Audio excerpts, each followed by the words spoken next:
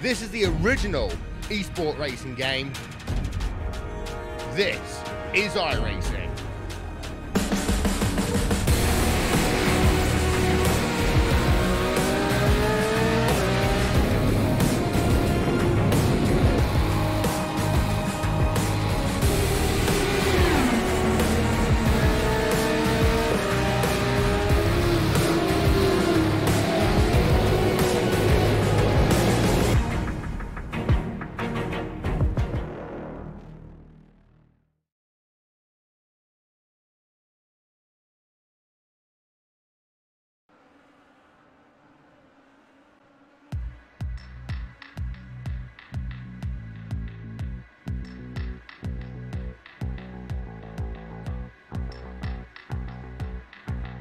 2018 ended with Henry Bennett becoming the Classic Indycar Series' second driver to ever walk away with a championship. This year is going to be all about which driver can take Henry Bennett's place at the top step and in November walk away as champion. Autodromo Jose Carlos Pace in Sao Paulo plays host to the first round of the 2019 Classic Indycar Series, and when we last visited back in 2017 it was Lucas Seville who headed to victory lane, but today can a new contender arise and get their season off to the start they need? Good morning, good afternoon, good evening everyone.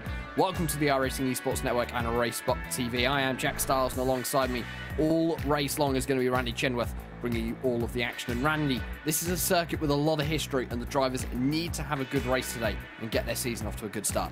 Definitely is, especially in South America, probably the most iconic racing circuit of that entire continent. Seen a lot of great racing here in the open wheel division, and these guys in the classic Indy cars and these old IR05s I think are set to put on a show, because we have a lot of big names taking part tonight.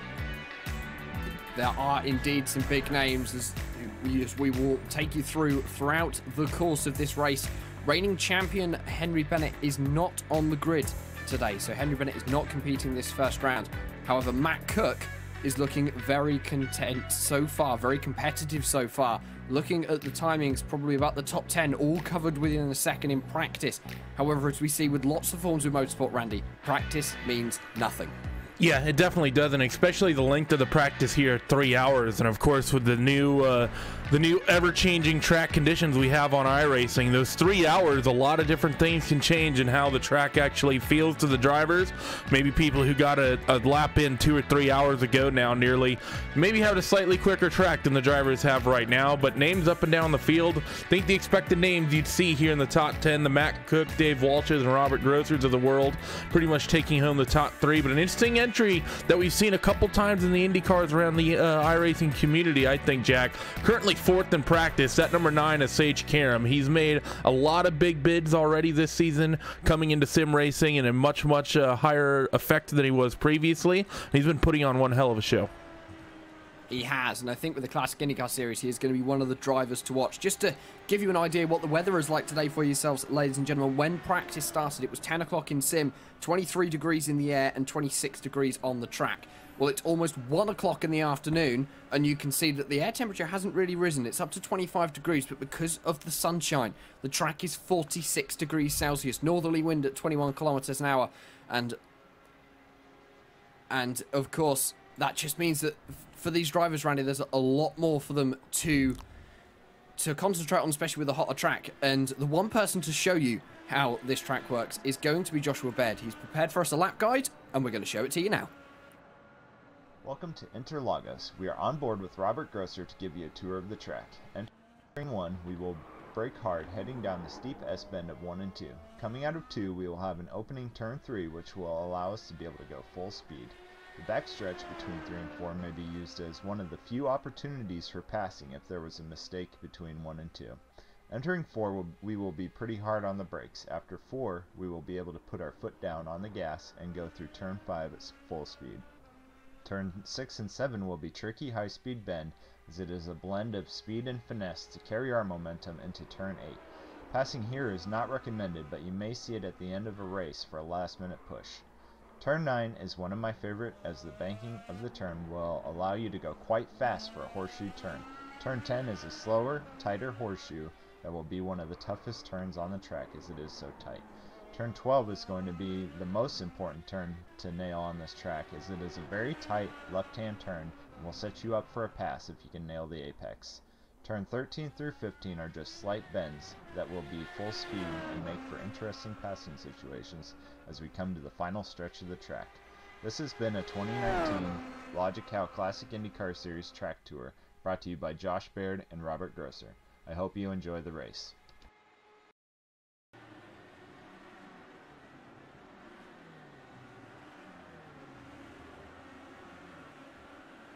The 2019 Classic IndyCar Series is once again brought to you by Logykal Innovative Engineering, but throughout the season there is going to be a host of other sponsors supporting different parts of the championship. The Triple Crown, the 2019 overall Triple Crown, is going to be brought to you by New Centric Solutions, and the 2 rounds at Indianapolis on the road course and Road America will be brought to you by Edifice Incorporated. And we also have a round at Laguna Seca later on this year is going to be brought to you by the Carol Hatton Breast Cancer Care Centre, and that is going to be supporting those guys, and very much a charity event for that one. Those are the guys who are going to be bringing you the 2019 Classic IndyCar Series, every single race broadcasted live by us, RaceBot TV, on the iRacing Esports Network. Qualifying has got underway for the first round of the championship, and the drivers are all out setting their first lap times. Randy, what's going to be important with this qualifying session? You get 10 minutes, but you only get 4 chances to get that lap in.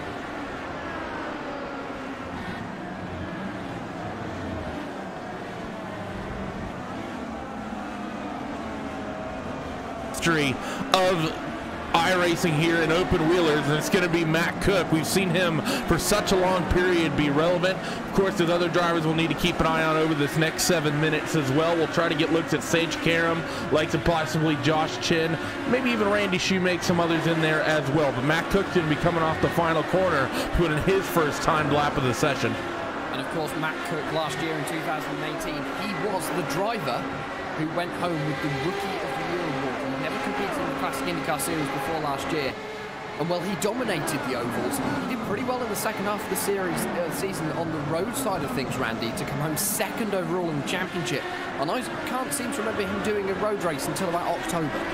Well, Matt Cook, even though he quote-unquote may have never competed in this series up until last season, throughout sort of the midpoints of the 2010s, 13, 14, 15, even earlier 2012, Matt was very relevant in this car. He has a lot of experience, so while he may have been a rookie in the season in that series, he was by no means a rookie overall. Josh Chin, first round of laps come through. He's going to go pole. We're going to keep an eye on that number 9 car at Sage Karam, though. Dave Walsh currently 2nd, and Matt Cook, that lap we just saw him put in, we'll put him 3rd quickest. Right now, Josh Chin and Dave Walsh, the only 2 drivers in the 117s. And currently looking at the driver of Sage Karam, he's still on his first lap, exiting out of the final corner for this long run up the hill towards the start-finish line. We'll be able to see what kind of a lap time he can put in. Can he beat Josh Chin's 1:17.695? He's currently on pole by just a 1/10.5. Sage Karam is going to come across the line, and he's going to put himself an 18.5. That only puts him 9th so far, Randy. So I wonder whether that's just a banker lap to start off with for Sage Karam, and then he's going to really go for it in these remaining 3 laps. Well, Sage was definitely quicker in the practice. We saw him actually re-4th in that practice, but we talked about the fact a 3-hour session and the fact that 3 hours of time goes by as we were going from pretty much late morning to afternoon. It is possible that when Sage put that time in, may have done so earlier in the session, but you're right, could have potentially been a banker. Maybe a little bit of nerves getting to Sage a little bit. Maybe these next couple laps will be quick as he's already on his 2nd and running through the uphill double right. And one other driver to watch out for today and for the rest of the championship as Lucas Laville puts himself 3rd on the grid. As it stands is Dave Walsh. Dave Walsh is very quick, very capable in this car. Already proven himself. He won the 2018-2019 Classic IndyCar Winter Series. So the championship they hold over the winter while they aren't running this long summer series. Dave Walsh was able to take home the honours from that one. Last year it was Henry Bennett who won that one, Randy. And Dave Walsh has won it this time round. So surely for Dave Walsh, the next step is to win the summer championship, which is what Henry Bennett did. Yeah, he's definitely going to be working on that as Sage is going to come through for his next lap. Currently sits 10th, and Sage is going to not improve on that 2nd lap. So he's probably going to be a little bit Not happy with that. Probably going to try to really push here as the timing on the session already starts getting ticked down here pretty quickly, Jack. Inside of 5 minutes now left to go for these drivers. 26 of Andy Werner, though, another strong driver in his own right. He's yet to put a lap in. Yeah, Andy Werner has not put a lap in yet. Neither has Vesiula Ole, Jan Hoffman, Johnny Garrett, Caleb Wheatley, Sasha Lamp, and Stefan Schlacker. So those are the guys who still need to put a lap time in this qualifying session. New rule for 2019 as well is that every driver who qualifies has to be within 107% of the pole sitter. And that pole sitter is now Dave Walsh, who's managed to beat Josh Chin to that starting position, Randy, by just 1/1000th of a second. The narrowest of margins dividing the top two right now, but really no one's anywhere close to that top two. Dave Walsh and Josh Chin, 694 and 695 respectively. Rest of the field, 0.4 of a second off pretty much. Just under 0.4 technically to third, but all the way down the field, 0.4 or greater. So right now, Dave Walsh and Josh Chin, they're showing very, very good pace at the moment. And it's going to be interesting to see what Matt Cook can do, because he's back out on his third lap, so he's on another flyer. But ahead of him in the standings is Lucas Leville as it stands. But the gap between them is so small. It's not even 1/10 of a second. So Matt Cook, all he's got to do is get a good run off of one corner, and then he's back on third position. And this is why qualifying can get so exciting, especially in the final stages where these drivers are trying to eke out every single 100th out of this car. And this car is very difficult to get a quick lap time out of, as has been proven over the years, as we just see everyone start to file in the last few laps. And I think that for these drivers, that's going to be important for qualifying, not just today, but throughout the whole season. Yeah, it really is for these guys. The car really is a handful, especially on cold tires.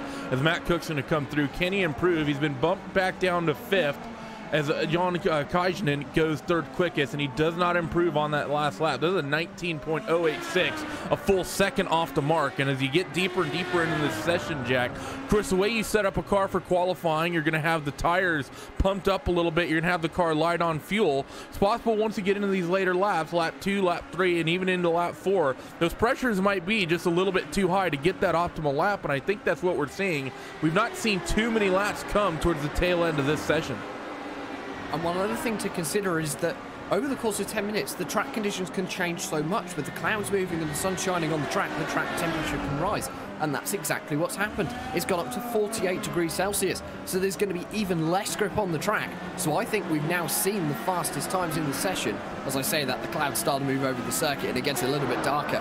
So this final lap for some of these drivers could be absolutely vital, depending on those track conditions. And especially how much of the actual track do you have left? You look at Matt Cook right now, you talk about that shadow coming overhead. He's just really coming through the final sector, so he might put in a personal best for this session, and he might just get the opportunity to improve just through those last couple corners. But did he maybe have enough coming out of the first couple sectors? We're about to find out, as that lap's going to go to a 118.176. Does not yet improve. No, so for Matt Cook, that is all of his chances for qualifying done. The best that he will start today for round number 1 is 5th position, alongside Team Lewis and Yami as it stands, who's managed to put himself 6th. Robert Grossi still inside the top 10, still looking very quick. And obviously, we said about Sage Karam currently sitting 10th. Another driver who could be quick and very interesting to watch today, Randy, is Hugo Hernandez. Hugo Hernandez is someone who, if you probably live outside of Brazil and don't follow motor racing, you'd have never heard of. He does race in real life. He races Formula Ford. So we've actually got a bit of a real life races competition going on in 9th and 10th at the moment between Hugo Hernandez and Sage Karam.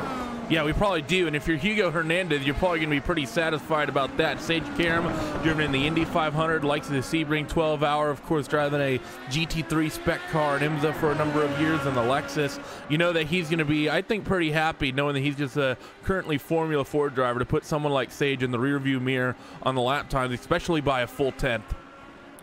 And as qualifying comes to a close, we can confirm that of the 37 drivers who are lining up for this event, 36 will start. Jonathan Diggs has not made the 100% limit, and we can show you your starting grid.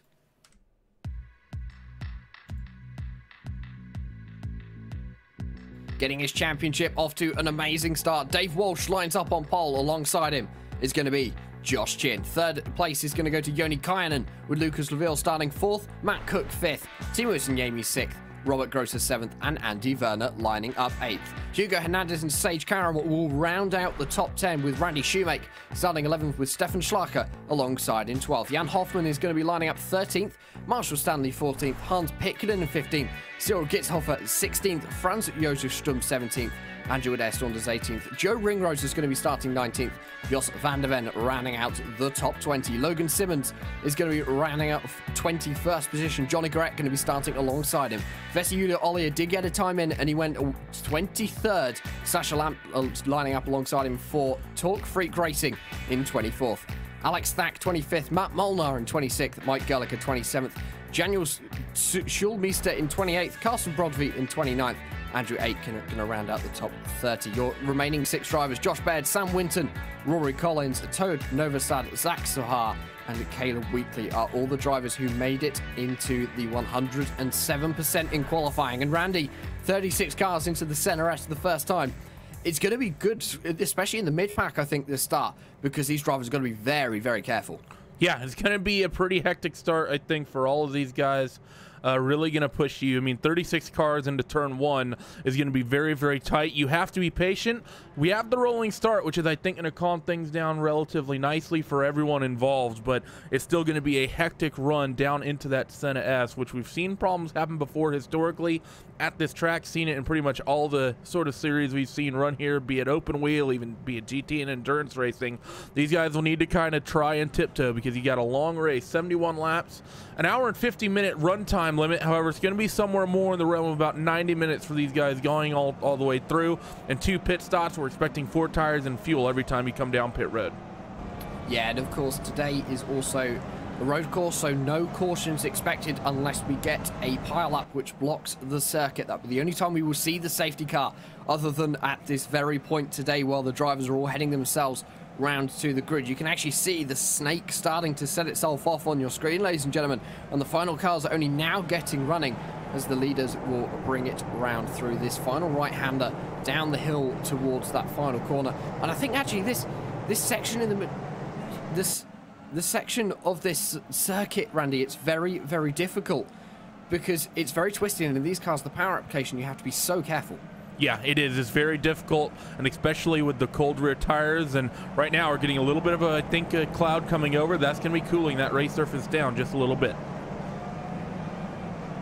As we head ourselves up to the start line, the field will be under the control of Dave Walsh for the first time this year. The 2019 Classic Indycar Series will be getting underway in just a moment, and it's going to be one long season ahead, running from now until November with the Indianapolis 500 rounding out the season.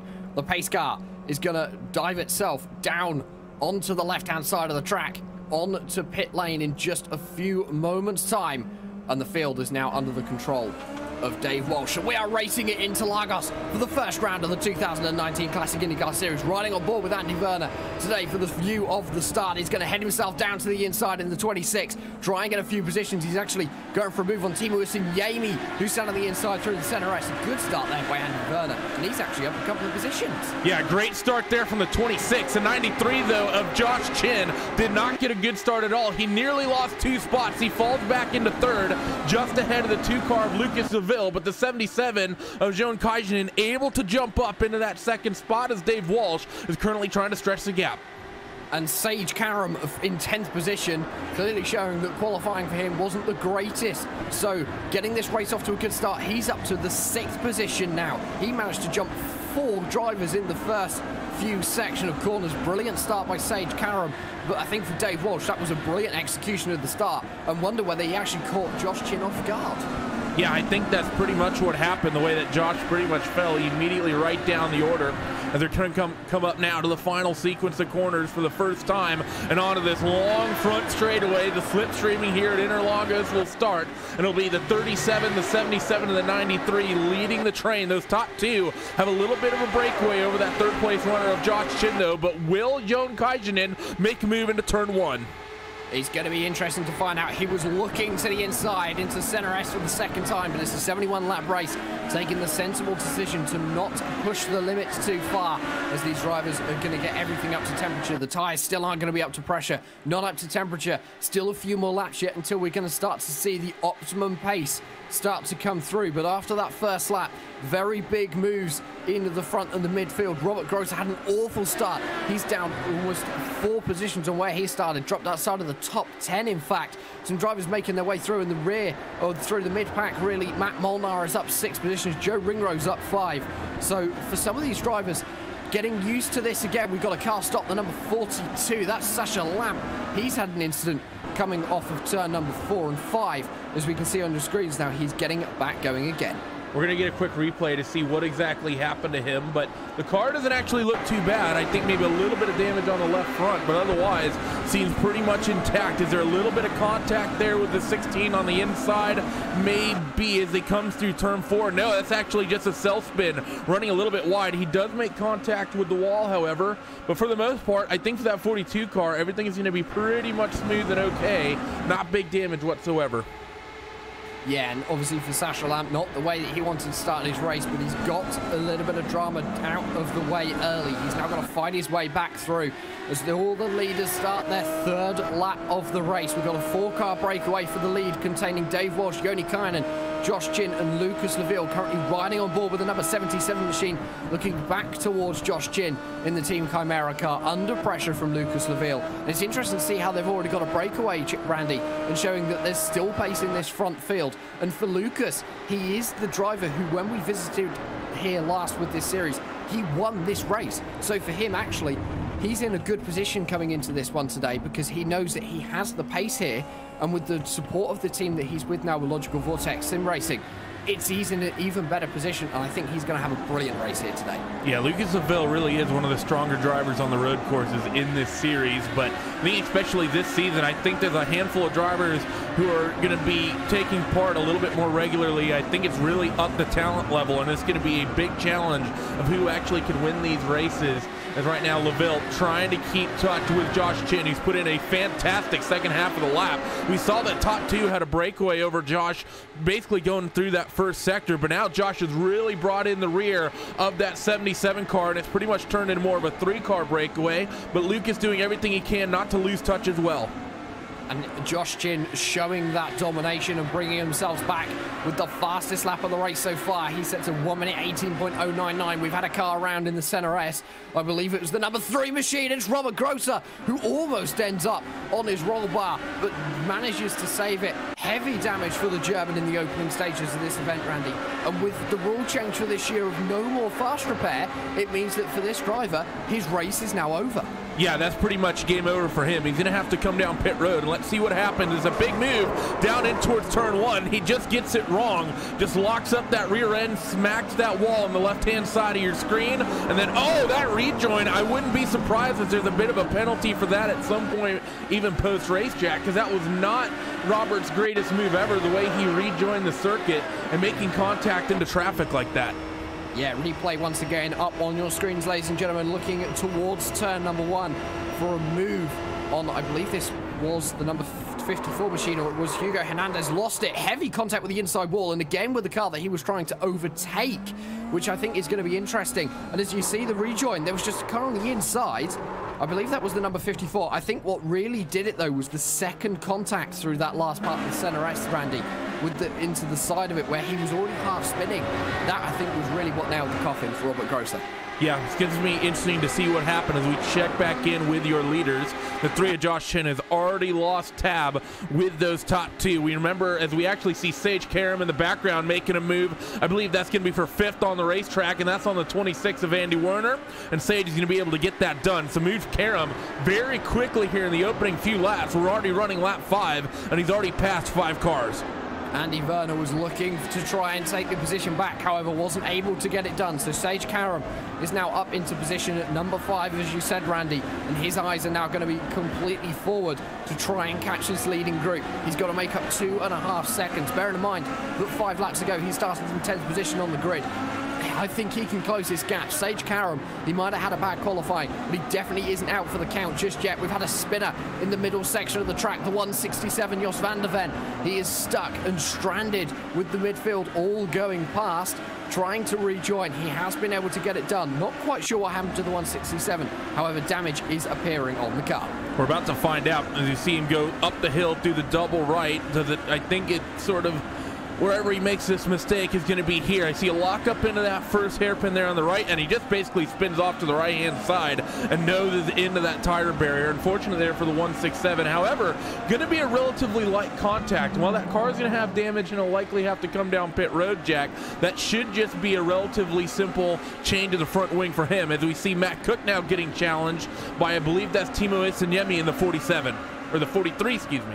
That is indeed Timo Isinyemi in the 43, and it actually looks as though Matt Cook has been able to get past Timo Isinyemi since the start of this lap. So obviously he was able to do that through the center S. However, Isinyemi still looking to try and get past, running very wide, using every section of the track possible to try and get a run on Matt Cook as we head ourselves into this very twisty middle section. Behind is the number 7 of Stefan Schlager, teammate to your current race leader Dave Walsh, as they all head themselves through that second right-hand hairpin down the hill. I have a feeling Matt Cook is going to be very comfortable in that position now, Randy, because Matt Cook is one of these drivers that once he gets past, I can't see him being passed by anyone.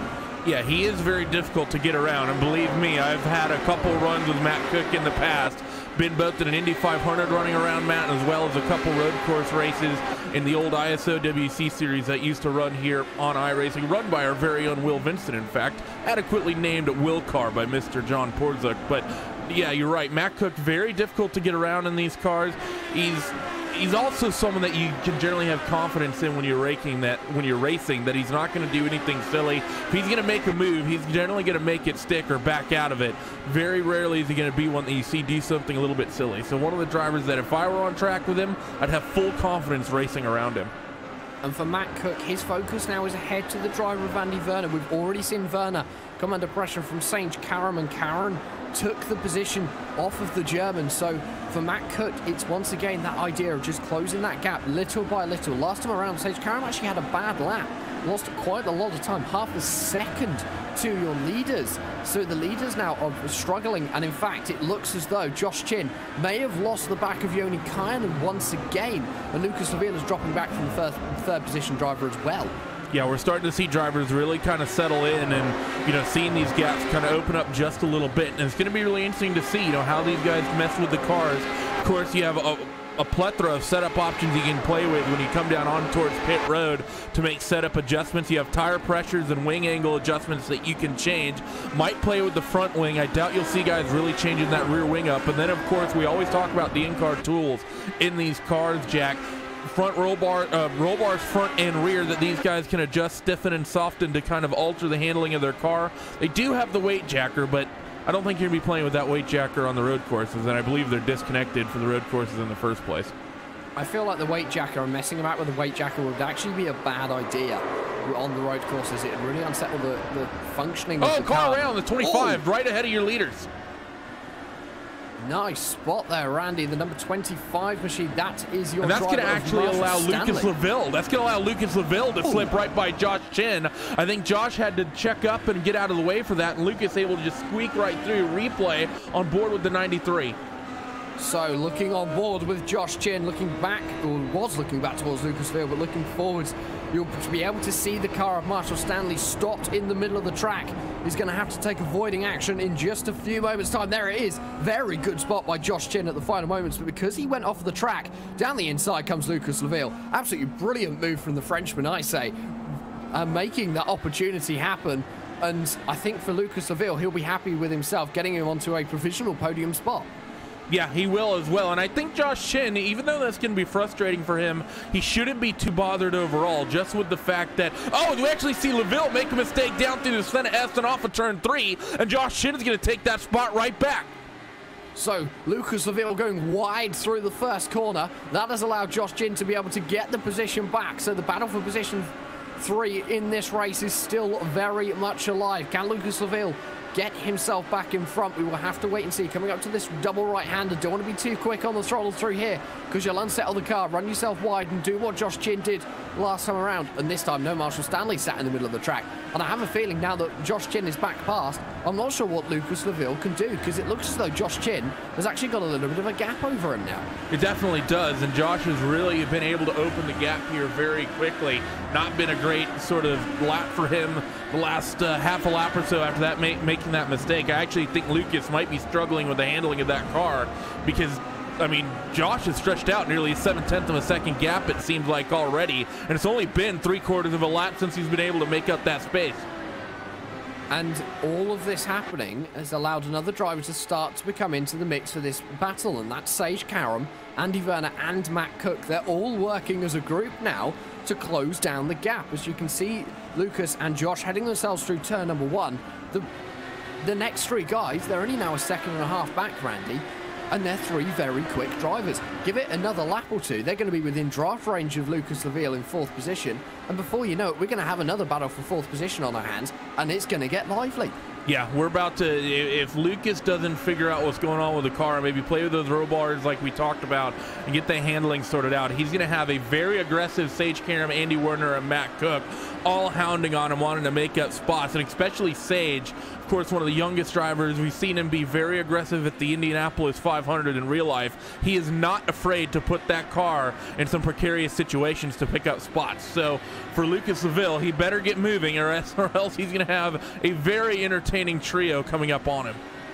And actually, this is something that could be interesting, especially in the ovals throughout the season, with Sage Karam, is what happens to the other guys. He's got real world racing experience. He knows what it's like to put a car worth millions of dollars down the inside of another one that's worth millions of dollars and risk damaging the car, or even risk hurting himself. With sim racing, you don't have that factor, but for these drivers, they're actually got to be wary of the likes of Sage Karam and Hugo Hernandez, the guys who race in real life and are good at racing in real life and have credit of doing so, because they are going to have tricks up their sleeve which they might not be expecting. Yeah, it is one of those things that you might kind of wait and see. I've always kind of said it, sim racers tend to treat each other a little bit nicer on track than you typically see in the real world. It's one of those things I've always said, that sim racers need to be able to pick up the aggression when they're running, especially on the road course side of things. It's something we've really seen come into fold the last couple of years, seen a lot more aggressive moves come out in some of the enduros and even the open wheel stuff. Whereas in real life, you're going to see moves, what are oftentimes passes that are considered dive bombs in a sim race are considered clean in real life. And when you're talking about Hugo Hernandez, like you said, who's currently running in that 10th spot, as well as Sage Karam, who's currently trying to reel in that Lucas Laville, both of them are going to be very, very anxious and more than willing to slot that car from a little bit far back. And well, one driver who attempted that move in today's race and it unfortunately went wrong was Robert Grosser. And he has very kindly come up by to come and say hello for the first time this season. So Robert, first of all, welcome to the RaceBot TV booth. Unlucky start to your season. Just take us through what happened from your perspective. Yeah, thanks, Jack. Of course, I didn't want to be here right now. I prefer to be here right after the race.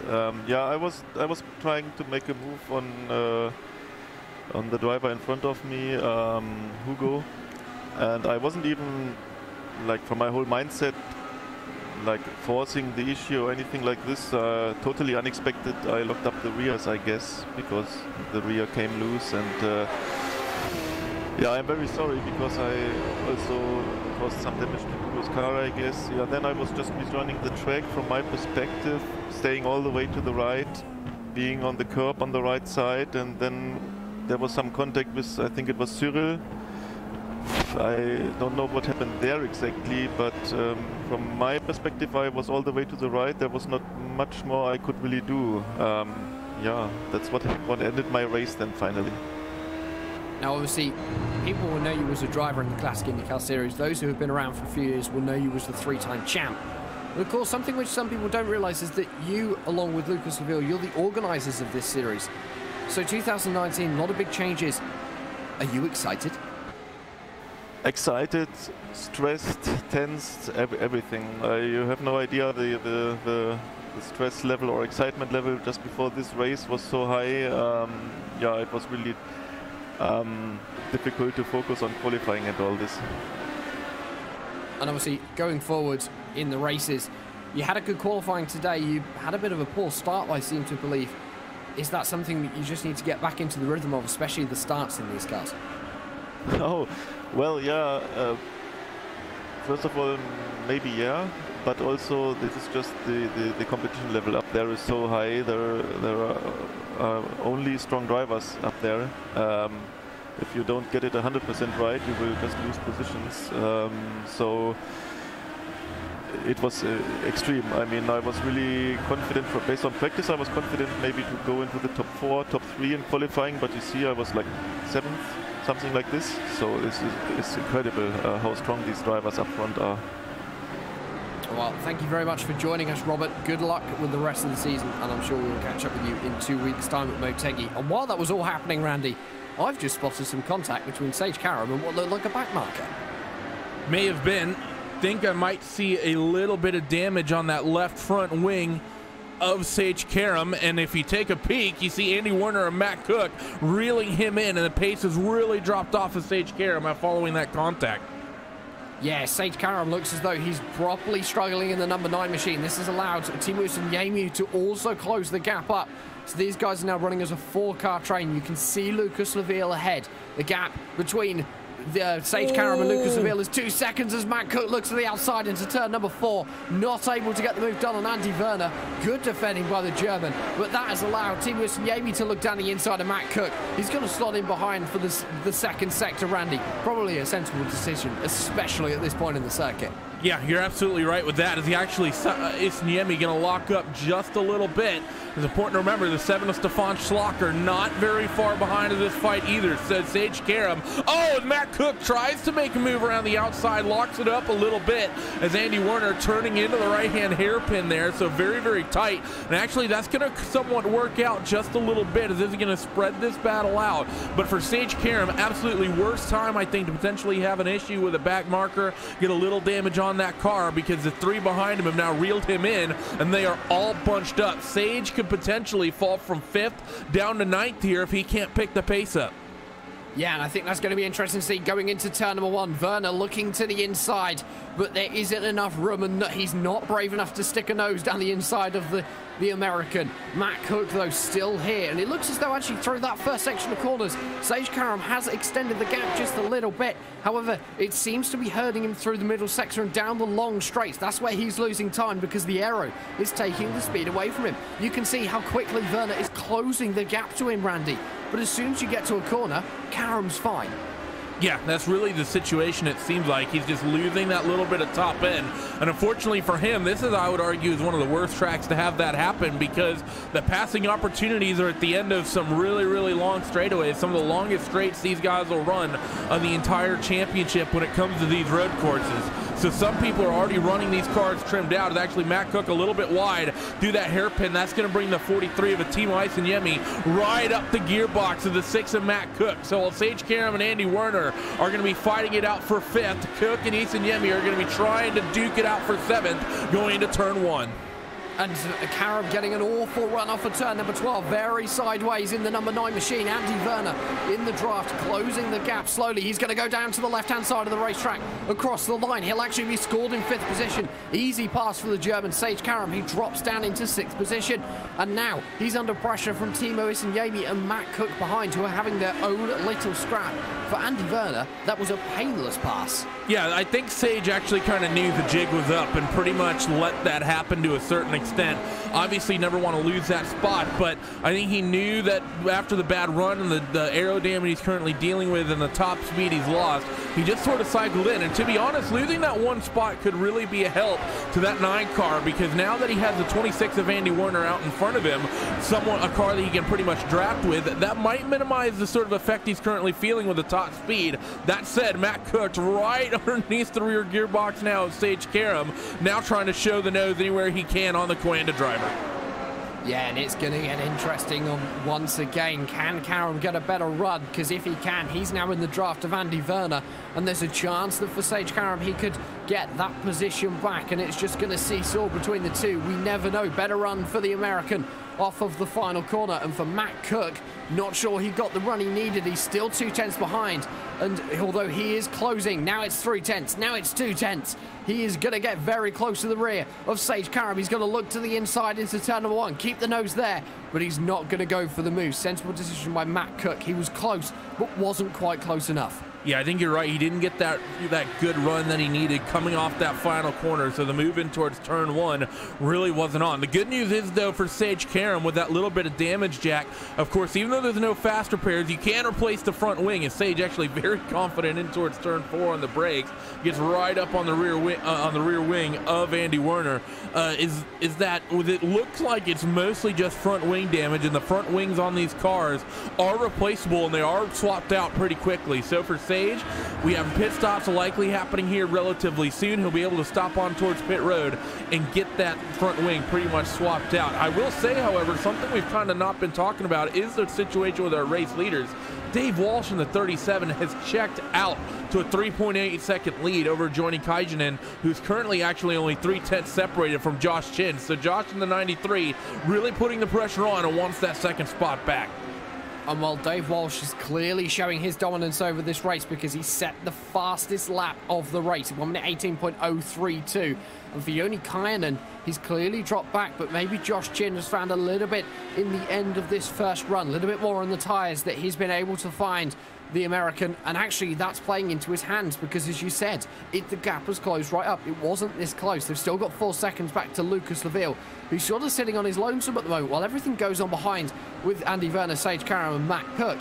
Lucas Laville is just being left on his own to fend for himself, and that's also letting these guys get away. But however, Kajanen and Chin having a good battle and a good scrap could allow the Frenchman to close the gap once again. And talking about gaps closing, we out of a gap that's just swapped out. The 6 of Matt Cook able to get around the 9 of Sage Karam. We'll rewind the cameras back about a minute to see how this pass was able to happen. Center your screen should be the blue number 6 machine of Matt Cook as we go in towards turn 1. Is this where Matt made the move? I think the answer is likely going to be yes. Does he confidently step down to the inside of the Senna S? Actually, no. So where does this move actually come out from Matt Cook when he gets around Sage Karam? We will have to wait and see. It's clearly into turn number 4. It's going to be interesting to see how this move came along. He's actually already lining it up off the exit of the 3rd corner, and he'd actually got the move done before the braking zone. So for Matt Cook, another perfectly executed pass for the number 6 machine, and Sage Karam loses more positions. The damage is really starting to hurt him. I think he's going to be wanting to come down onto the pit lane as soon as possible to get that damage repaired. But Matt Cook, not only did he get position on the last lap, he also got the fastest lap of the race. Yeah, Matt's really pushing it and really kind of come on strong. He's already trying to fight now with Andy Werner here as we're towards the end of this opening stint. Sage Karam defends the inside and swerves right back into the line going to turn 4. So Timo Aisanyemi getting the door shut on him every step of the way by that number 9 car in front of him. Now up in towards the double right of Ferradura, and still Aisanyemi nowhere to go as Matt Cook is tucked under the rear wing of Andy Werner. And that is going to be an interesting battle to watch. Andy Werner still defending hard off of Matt Cook, and Werner we've seen is a good defender. We are going to be approaching the first round of pit stops, and we're now seeing these fastest laps come through as well because the track conditions have changed again. The track temperature has dropped to 38 degrees Celsius, so it's lost 10 degrees Celsius in the 20 laps or so that we've been running so far in this 71 lap race. So for these guys, there's going to be a little bit more grip on the track now, so they're going to start to be a little bit more adventurous with the car, I feel. Pull off a few more moves and really start pushing the car a bit harder, especially as we're approaching the end of this stint. Yeah, you're right. I mean, it's nearly 2 p.m. sort of in the session right now here at Interlagos. So if anything, we're likely going to expect to see these track temps as the race goes on, Jack, just get cooler and cooler and cooler as Andy Werner is going to be dealing with a little bit of lap traffic, it looks like, as they head down in towards turn 4. Matt Cook's going to try to slip by as well, but won't do so as cleanly. That's going to give him just that little bit of breathing room he needs as your race leaders all dealing with lap traffic. Yeah, and the lap traffic is really starting to play into this race as a factor now. Of course, a short lap here at Interlagos, only 1 minute 18, 1 minute 20 seconds, so the lapped cars do very quickly get swallowed up. Looks as though the pit stops are starting. The 54 and the 08 have both made their first pit stop of the race. Looking at about a 9-second pit stop for those guys as we look at your battle for second position on the track. This is between Joni Kainen and Josh Chin. Joni Kainen still holding off, and I wonder whether Josh Chin is just waiting until after the pit stops, Randy, get some new tyres, a full tank of fuel, and he can really push then. Well, we know that Josh Chin is one of the greatest fuel savers in the entire sim racing world. We've seen him pull off a couple fantastic feats that have helped him really make some amazing moves. We know that Sports Car Open 12 hours of the Suzuka race, Team Chimera Run 1, purely off of Josh's ability to fuel save. So I wouldn't doubt for a second that Josh is basically just sitting inside under the rear wing of Jon Kaijinen, just basically sipping fuel, likely lifting early. We'll do it on board and listen in when he gets towards that front straightaway, one of the bigger fuel save potential areas on the entire lap. But I think that's exactly what that 93 car is up to. And as you say that, actually, Randy, I seem to remember last year there was a race which Josh Chin did in this series where he was leading for a good proportion of the race. I have a feeling it might have been mid-Ohio, and he pitted with about 10 laps to go or something. Everyone else had made 2 stops, and he did it on 1 stop. Oh, we got a car around in front of him. Mike Gerlicka. Yeah, that's 31. Mike Gerlicka having a few issues coming out of turn number 10 through turn number 11. And I think he might take the tow back to pit lane. He has indeed. So the 31 deciding that it's not worth trying to rejoin the track. Instead, he's going to take the tow. Looking back towards Josh Chin. Let's go for a lap of Interlagos on board with the 93 and bring you RaceSpot TV fan immersion.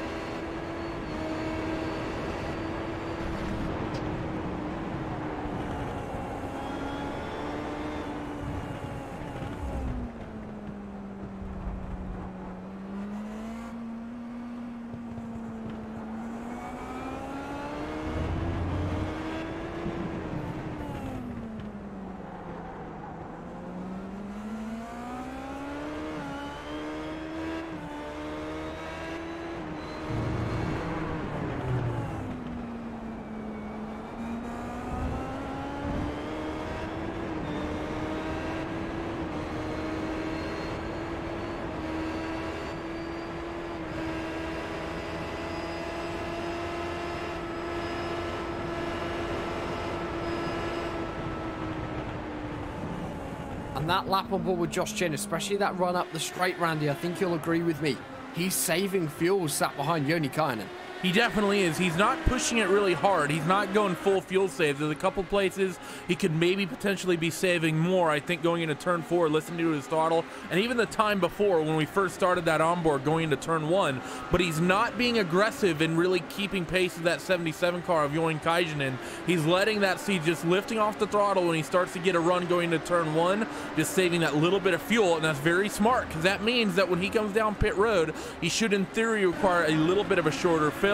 Could beat that number 77 car by a second or more off of pit road and comfortably take in that second position. But that said, every little bit of patience he's taken will cost him a bit of time, and if he's going for the win at 37 at Dave Walsh has pretty much blitzed the field right now, nearly 5 seconds ahead of that 77 car. And yeah, exactly. Dave Walsh has really just driven off into the distance, and Joni Kainen clearly doesn't have the pace to keep up with the Brit. Josh Chin, I believe, does have the pace to keep up with your leader. However, I feel like he's just going to sit behind, as you say, save fuel, have a shorter pit stop. He's got himself second position, and it's probably the easiest second position that he will pick up this year. Yeah, you're right. It's going to be interesting to see how this pans out as they work down through the S's. And actually, something we haven't talked about, we'll take a quick peek at the actual schedule we have for you. Interlagos, Twin Ring Motegi. I believe they're running the Oval, Barber, Texas, and the Indianapolis Road Course, your first 5 races.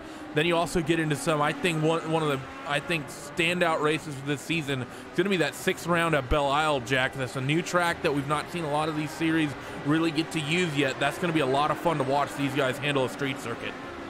Well, Detroit and Belle Isle last year for the Classic IndyCar Series was actually our first broadcast from that track, and it was a very interesting race. Adam Shipstone managed to take away the win in that one, and a very dominating win indeed. It was a circuit that really did throw up some surprises. Another circuit that's going to be interesting to see later on in the year. Pocono, we're going to the new smooth Pocono for a 400-mile race, one of the races in the Triple Crown. I believe Texas is the second one. The Indy 500 is the third one. We've got an accident. We've got Sage Karam, and we've got, I believe, Randy Shoemake involved. Oh, no. Yes. Oh, yes, and a big indeed. secondary incident, a huge secondary incident. Sage Karam looks as though he might be on his roll hoop. Replay up on your screen. Sage Karam looks to go around the outside of Randy Shoemake through turn number 3. Pass was successful.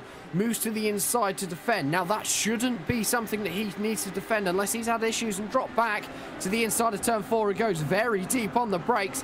Running wide. Is there contact as he came across the track? Yes, there was. Big contact for the number 4. The number 9 goes round Karam. And there was obviously the secondary contact as well, where he ended up on his roll hoop. Yeah, we're trying to see what happened here. He's backing up and, oh, just traffic coming through. I'm trying to see who was that red car that got into him. It was Matt Molnar. We're going to rewind these cameras back a little bit because that angle is hard to see and really put blame anywhere, whether or not Molnar needed to check up or if Sage was sort of moving around on the racetrack. We'll take a peek, though, as watch off of turn 4 what happens with Matt Molnar. It's hard now on the brakes.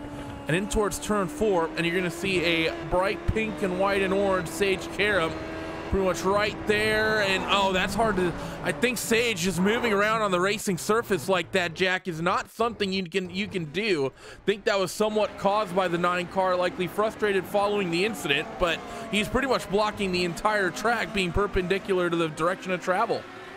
It was a very, as you say, an unpredictable move by Sage Karam, and he is now done for the day. So for Sage Karam on his debut in the Classic IndyCar Series, ending up after just 25 laps on his roll hoop and upside down. And I think that's got a shame for him.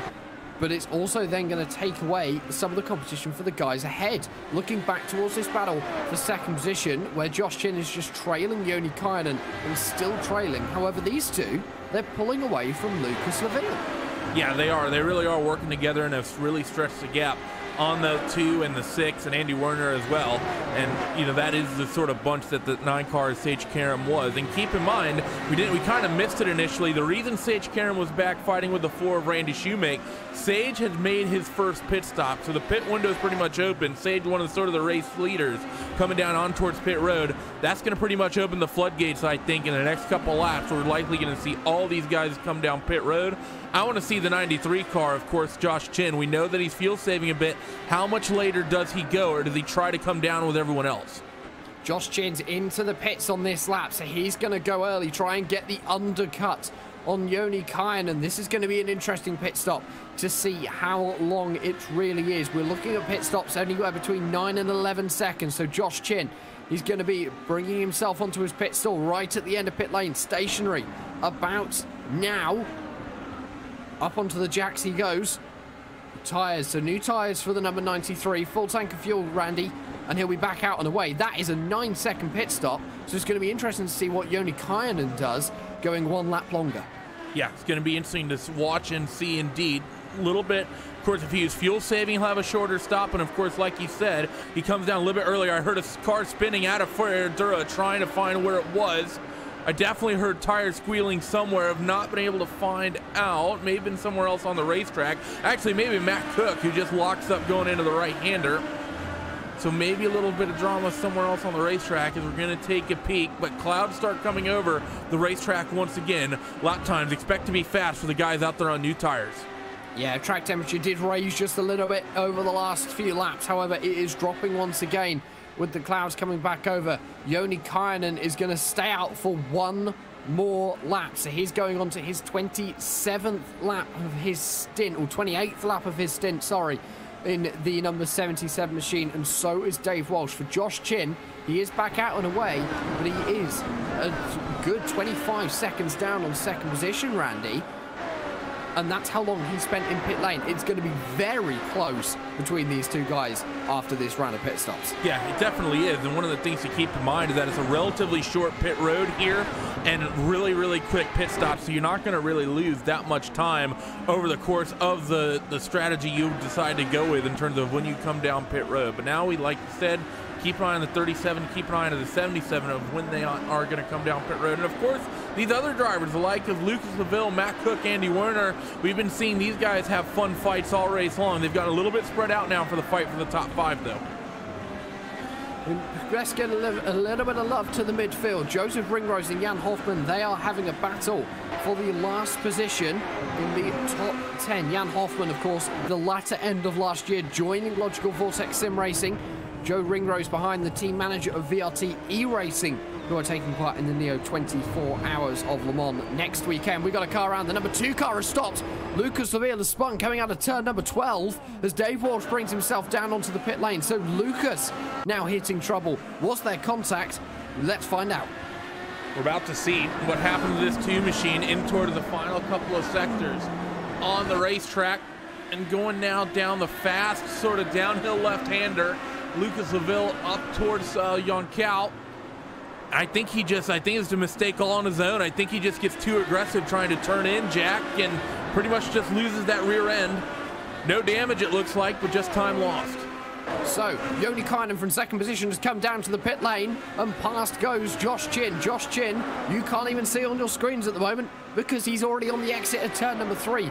Kynan had a 12-second stop, Randy, which means that Josh Chin has come out with an advantage of over 2 seconds. Yeah, pretty much 2 seconds exactly. Dave Walsh did actually a very similar pit stop time to Josh Chin, so this might actually come full circle for Joni Kynan in that number 77, because what we've seen for the race leader and from Josh Chin are very similar strategies of roughly 9-second pit stops. With Kynan going that extra couple seconds, he likely just filled that car right up to the top, which is going to mean that he can potentially go longer this middle stint and could have a very short stop coming off the end of the race into that final stint. We're going to have to wait and see how this works out. The 77 car may be setting himself up for a very short final run on new tires and light fuel. Yeah, and that's going to be interesting to watch, those final 20 laps or so. Of course, we're only on lap 30 of 71 now, ladies and gentlemen. So still a long, long way to run in this race. 42 laps to go. Matt Cook's on pit lane. Timo Sinyami's on pit lane. Lucas LaVille is on pit lane. So all of your front runners now making their first stop. Josh Chin, Joni Kynan, they've cycled themselves back to... Andy Werner stays out. Andy Werner does stay out. So Werner has stayed out for another lap. He is going to go on to... Oh, no, Andy Werner's already pitted. Has he already... Oh, yeah, you're right. He just came out. You're right. It's actually really weird trying to actually pick up the actual in-laps, because with this layout, for those who are unaware, you get to pit entry is so close to start-finish that it really doesn't affect the lap time. So his in-lap just kind of blended in on the timing sheet. So my fault there. Yeah, I had a quick look at my timing screens to see that he had brought himself down onto pit lane, and he's now putting the pressure onto Matt Cook, who has also made his pit stop. So Andy Werner and Matt Cook, this battle was all of a sudden got very, very excited between the 6 and the 26. And actually, I'm not sure whether Matt Cook has been able to jump Andy Werner in the pit lane. Yeah, it seems like that is what happened, but it's not by very much, as that 26 car has the 6 of Matt Cook right out in front of him as they run now down the downhill left-hander and up towards Young South for what will be the 30th time this race. So very close between these two. They're going to head down your front stretch. And as we hit this first round of pit stops, it seems just about the right time to take you through the standings of your race so far. Race leader, currently the number 37 machine. He's led from the start, led all the way through almost every single lap of the race, and that is, of course, the Brit Dave Walsh. Josh Chin was able to get a little bit of a jump on Joni Kynan to get second, who is currently in third. Matt Cook in fourth, Andy Werner in fifth. Timo Sinyami sixth. Lucas LaVille has dropped back to seventh after his issue in Logykal just a couple of laps ago. Hugo Hernandez, who we've talked about a couple of times, had a bit of a quiet race so far today, up one position in 8th. Stefan Schlager in 9th. Johnny Garrett having a brilliant race, currently up in 10th position. However, he has indeed pitted, so he is very looking strong at the moment. Cyril Gitzhofer, Jan Hoffman, Joseph Ringrose, Daniel Schoolmeister, and Sasha Lamp will round out the top 15 of your standings currently. And we are going to take you for another lap on board of Interlagos, but this time with your leader, Dave Walsh. Racebot TV fan immersion coming your way.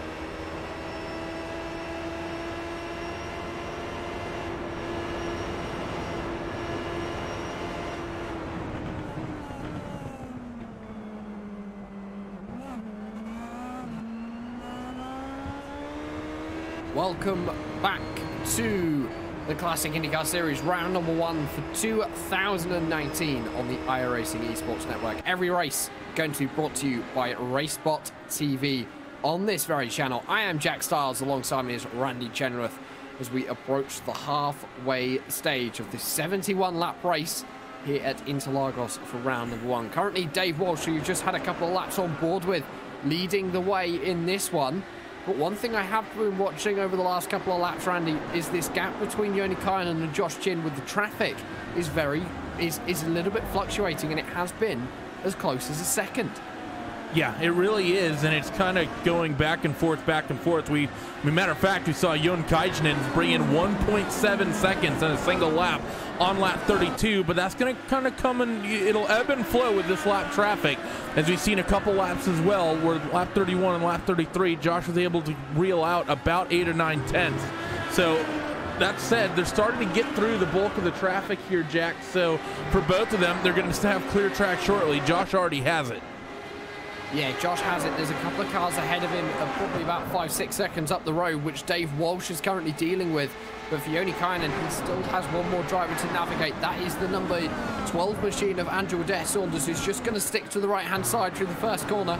Sensible move by the German.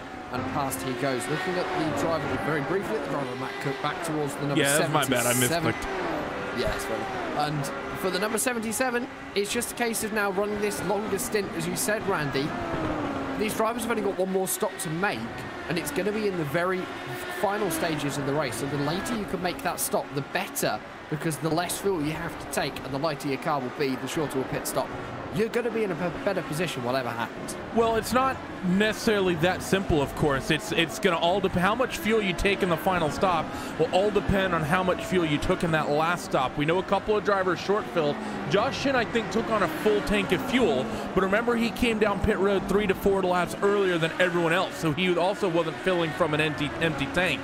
So I think he likely filled up, but didn't need as much to get filled up when he came down pit road. Compare that to the 77 of John Kaijin, and he went pretty much longer than anyone else of your race leaders, except for maybe 1 or 2 other drivers, and he took on a full tank of fuel, had the longest fill time of anybody by a couple of seconds. So I think right now the 77 car has set himself up likely for the best final stint of all, but he's going to be giving it up through this middle one. So what we need to see happen right now is, if you're Josh Chin, you need to open this gap up as large as you can, because Joan Kaijin is going to set himself up to come down pit road likely as late as possible, have a really light tank of fuel, and get that on new tires and just try to run as close to qualifying laps as he can.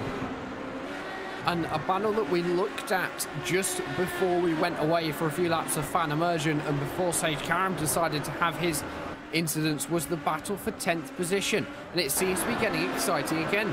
Cyril Gitzhofer, Jan Hoffman and Joseph Ringrose getting involved in this one. Ringrose in 12th has just dropped off the back of it just a little bit, Randy, but Hoffman and Gitzhofer last time around very equal lap times. We'll see what the lap times are like this time around as they come across the timing strike. Once again, very similar. So actually for these two drivers, they're running pretty much identical lap times. All it's going to take is one of them to make the tiniest mistake, and Jan Hoffman can get himself up into the top 10.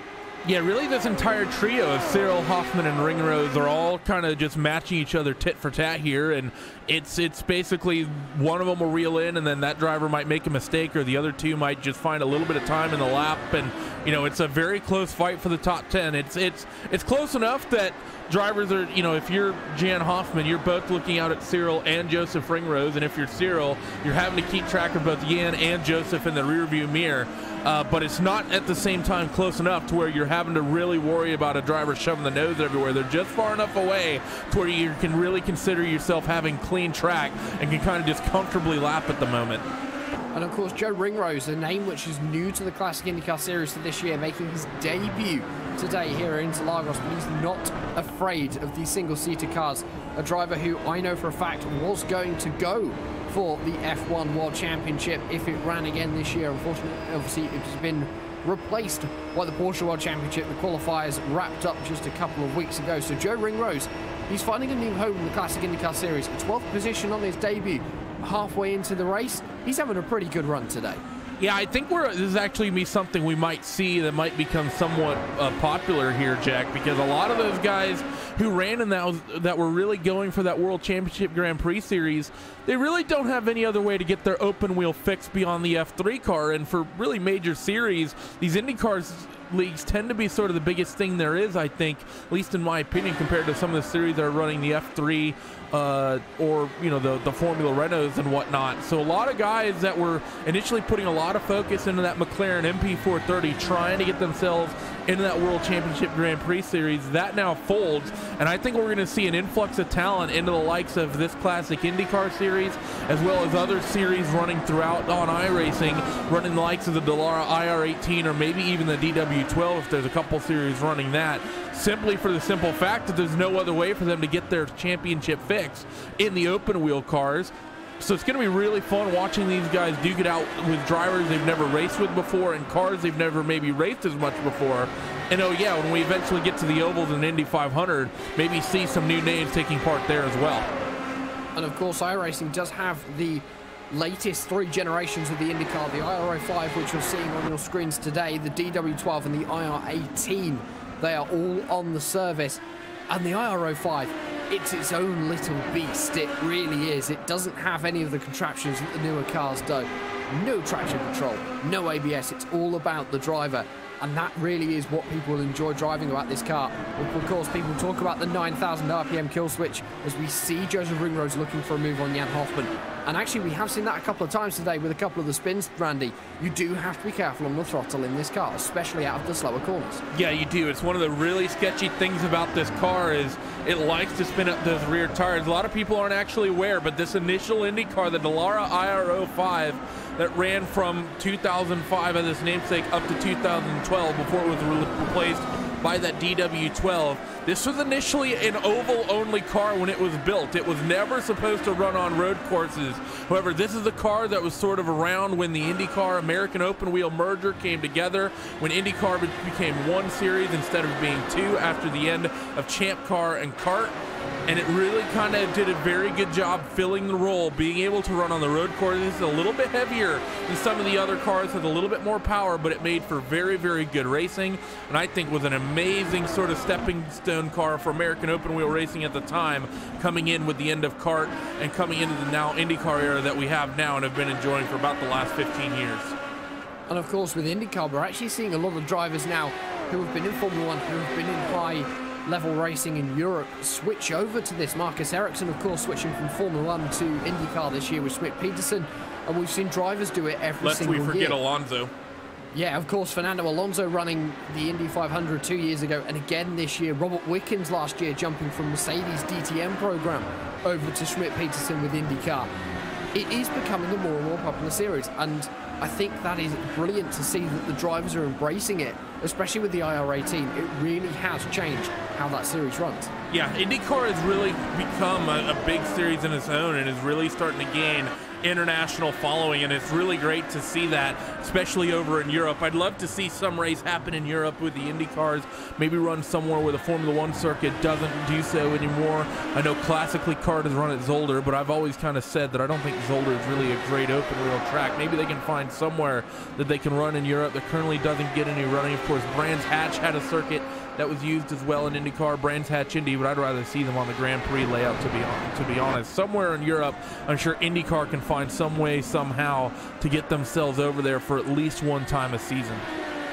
And well, of course, it was, I believe it was kart that came over to Europe in the early 2000s, running on the Rockingham Motor Speedway and, of course, at Brands Hatch in the UK. Also ran the loudest ring. That's where Zanardi got into his crash, which saw him lose his legs.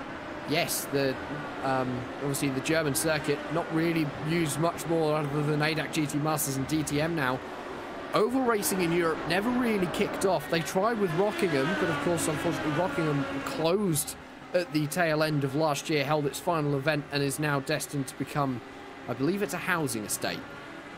Yeah, a bit of a bummer. That's basically what happens to a lot of motor racing circuits, but you're right, oval racing just never seemed to kind of get the sort of the following in the UK and in Europe that we really have here in the United States. There's a lot of, I think, reasons we could go on for that I think are very good reasons for why that doesn't work. Basically boils down to just the size of it. You look at the UK, you guys are basically the size of Texas compared to what we're dealing with here in the US, where Texas is the size of Texas, and then there's 47 more of us in the continental US. But just keeping tabs on the racing as well.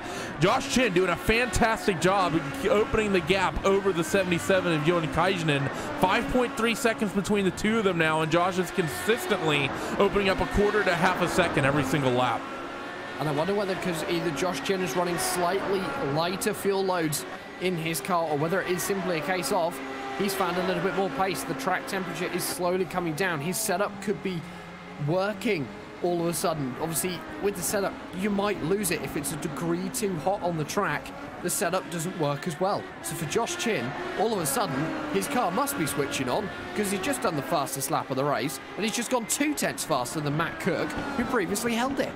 Yeah, I mean, it's definitely might be that situation, drivers maybe knowing what the track temperature is going to do. That's one of the big things. A lot of people really were kind of underselling what this sort of adapted track temperature is going to be like. I've talked about it a lot in peak and how that's going to change those races, particularly when we go from daytime to night racing in those. But really knowing how to set your car up for a longer race that's going to run a couple kind of like sort of this one, an hour and a half, 2 hours. If you know that track's going to lose temperature over the course of the run, really setting that car up to be strong maybe through the second half rather than the first half is actually going to be a really big thing, and we're going to see that in the endurance races as well, I think, over the next year as drivers really start to learn how the cars react and how they respond to the different weather aspects. I think it's really going to change how the drivers have to set set those cars up, how you manage your tire pressures, and what changes you make to the car when you eventually come down pit road. Because in the past, you really weren't changing anything. Maybe your tire pressure is all the way around half a click there, or a click, a half a PSI or so once or twice during the race. But now, when you're talking about the sort of temperature shifts that we're going to be seeing in some of these 12 and 24-hour races of track temperatures dropping 30, 40 degrees Fahrenheit, you're going to see a huge change in how these cars handle those changes and what the drivers and teams have to do to keep them underneath them. And we've just had a change for 10th position. Jan Hoffman was able to get himself past the driver of Cyril Gitzhofer. Dave Walsh, Josh Chin has taken the race lead. What has happened to 37? An incident down in turn 4. He's back out there on track and running, but Josh Chin just slipped to the point. And for Dave Walsh, replay up on your screen now, ladies and gentlemen, into turn number 4. He comes.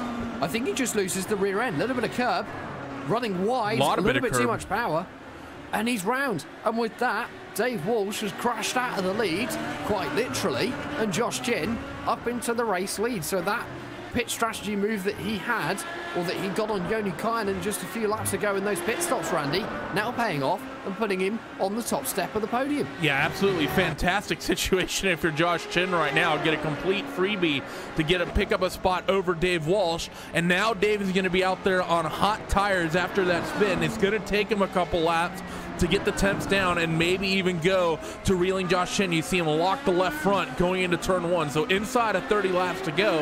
And keep in mind, Dave Walsh and Josh Chin were on the same fuel strategy. Dave went a little bit longer in the opening stint, but he'd put in a similar fuel load and maybe a little bit heavier, but not by much, than what Josh did. About 9 seconds between the two of them. So we're likely going to see these guys come down pit road. Dave likely, because he went with that on that opening pit stop, not going to have the sort of flexibility to likely change for that and come down any earlier or maybe even any later than Josh can to maybe try to really shake things up. So for the 37, he's got to do it all on pace. But if I were him, I'd try to come down early and get off of those tires that have had that spin now.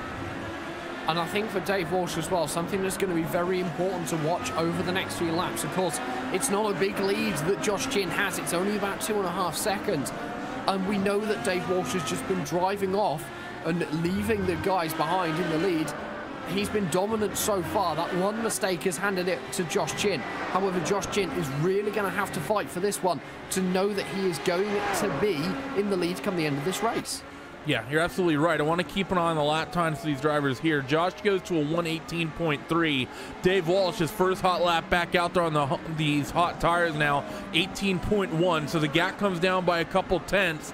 And Joni Kaijin goes to an 18.5. So he's not able to take advantage of anything either. So it's Josh Chin and Dave Walsh that looks like will likely be the challenge here as they work themselves in towards turn 4. And Dave is now going to be a man on the mission. He's not going. I don't think he's going to have the time to reel Josh in before the next round of pit stops, as we're likely going to be seeing that in the next couple laps. Josh's first pit stop of this race, of course, came on lap number 26. So likely in the next 6 to 7 laps at the latest is probably when we'll see everyone down and on the lane.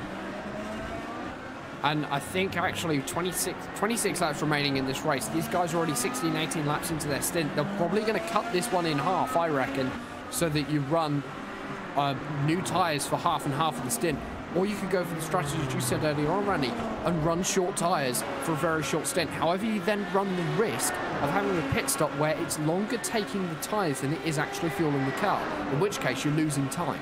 Yeah, that is one of the things you definitely want to, you want to try to get to the point where the fuel is done just as the tires are done. That's what you're kind of shooting for. But at the same time, it's one of those, it always is rewarding to be out there on as light as fuel as you can on new tires, but as well at the same time you have to give yourself enough time to actually make that up to be an advantage, about 10 to 15 laps. So I don't think anyone's going to go super short. I think about 15 laps would be the absolute shortest anyone would want to go. I think we're likely going to see everyone down and in the next couple though. Yeah, obviously some of these drivers, especially Josh Chin, reaching 20 laps on this stint. There's some guys in the midfield reaching 25 laps. They really are going to be the guys who will be coming down onto pit lane first. It's going to be interesting to see as well. Josh Chin, last time around, was 3/10 quicker than Dave Walsh. So for Dave Walsh, he was able to actually lost a little bit of time to the leader. So Josh Chin now, the battle for the lead, 3 seconds. Currently on your screen, the battle for position number 10. This is between Jan Hoffman and Joe Ringrose. So something has happened to Gitzhofer to drop behind and allow Ringrose to close the gap again. Yeah, a little mistake it looks like from Cyril. He's dropped off the back now, or maybe it's just there's been he's actually going to come down pit road right now, so the window seems to be opened up as he's, I think, going to be the first one to really pull that trigger. But it's been about a 10 or so laps since we've really followed these guys. Might have just been him losing the touch of the rear of that 19 car over the course of that period. But Joseph Ringrose doing a good job trying to get in towards this top 10 in the closing stages of this one as they're approaching the final 20 laps. And it's going to be a very interesting final 20 laps. Some drivers have already started to pit, as you said. Gitzhofer's pitted, Schulmeister has pitted, Stefan Schlager has also taken his second pit stop of the race. Looks as though Jos van der Ven down in 19th has also done a very similar thing. So pit stops starting to trickle through. And last time around, once again, Josh Chin really on the charge to keep this lead, Randy, because he set another fastest lap of the race. Yeah, he's pushing hard, and that's what you're going to expect to see from Josh now. He's been gifted the lead, and I think he's likely pushing harder now than he would have with Dave being out there 2 to 3 seconds up in front of him. I think Josh is wanting to now open up that gap, sees he has a very real possibility that he's been gifted this race, whereas I think trying to reel Dave in was not going to be nearly as much of a factor, I don't think. But still, Josh doing everything he can, getting caught up with some lap traffic, couple cars out there in front of him. I believe one of them might be the 7 car who's currently out in front of him, maybe actually be Josh Baird as well. But these guys doing everything he can, and Josh is down on towards pit road. Dave, we know, is on a similar strategy, and he's going to stay out.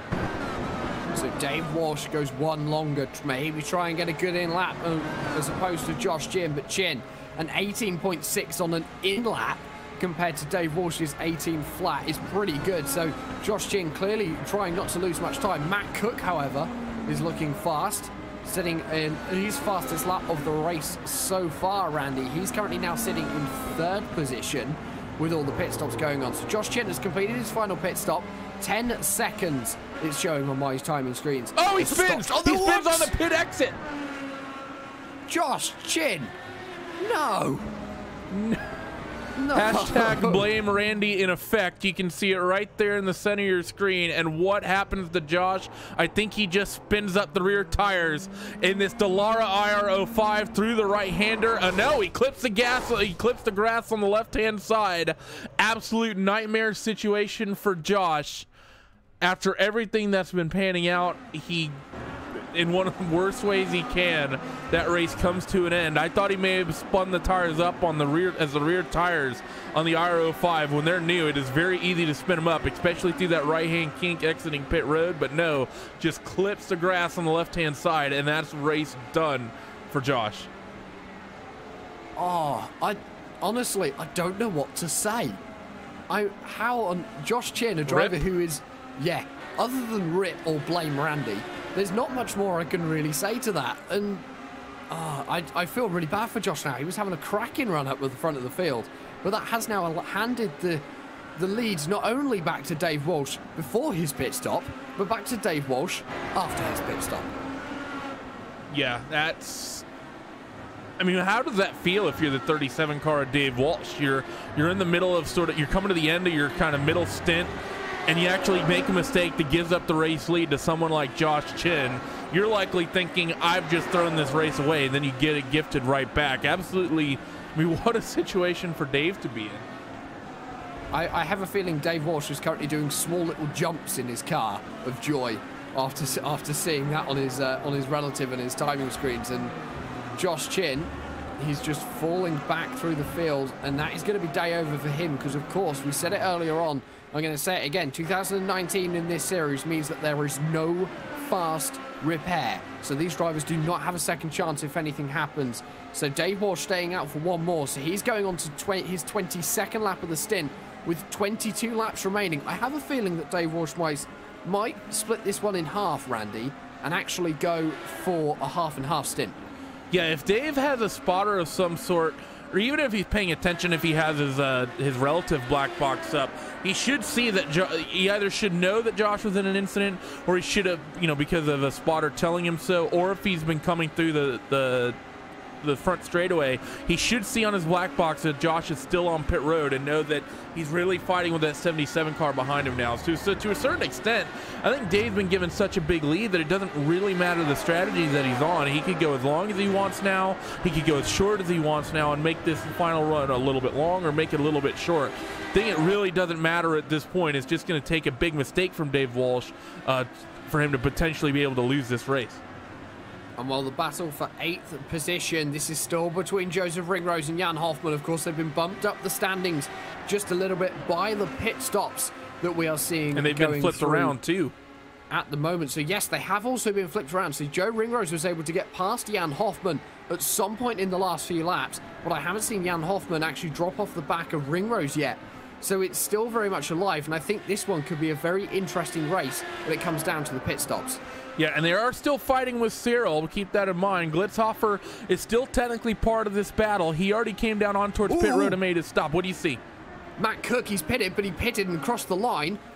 I think he was too quick coming into the pit lane. I think Matt Cook has got himself a speeding penalty. We're about to find out.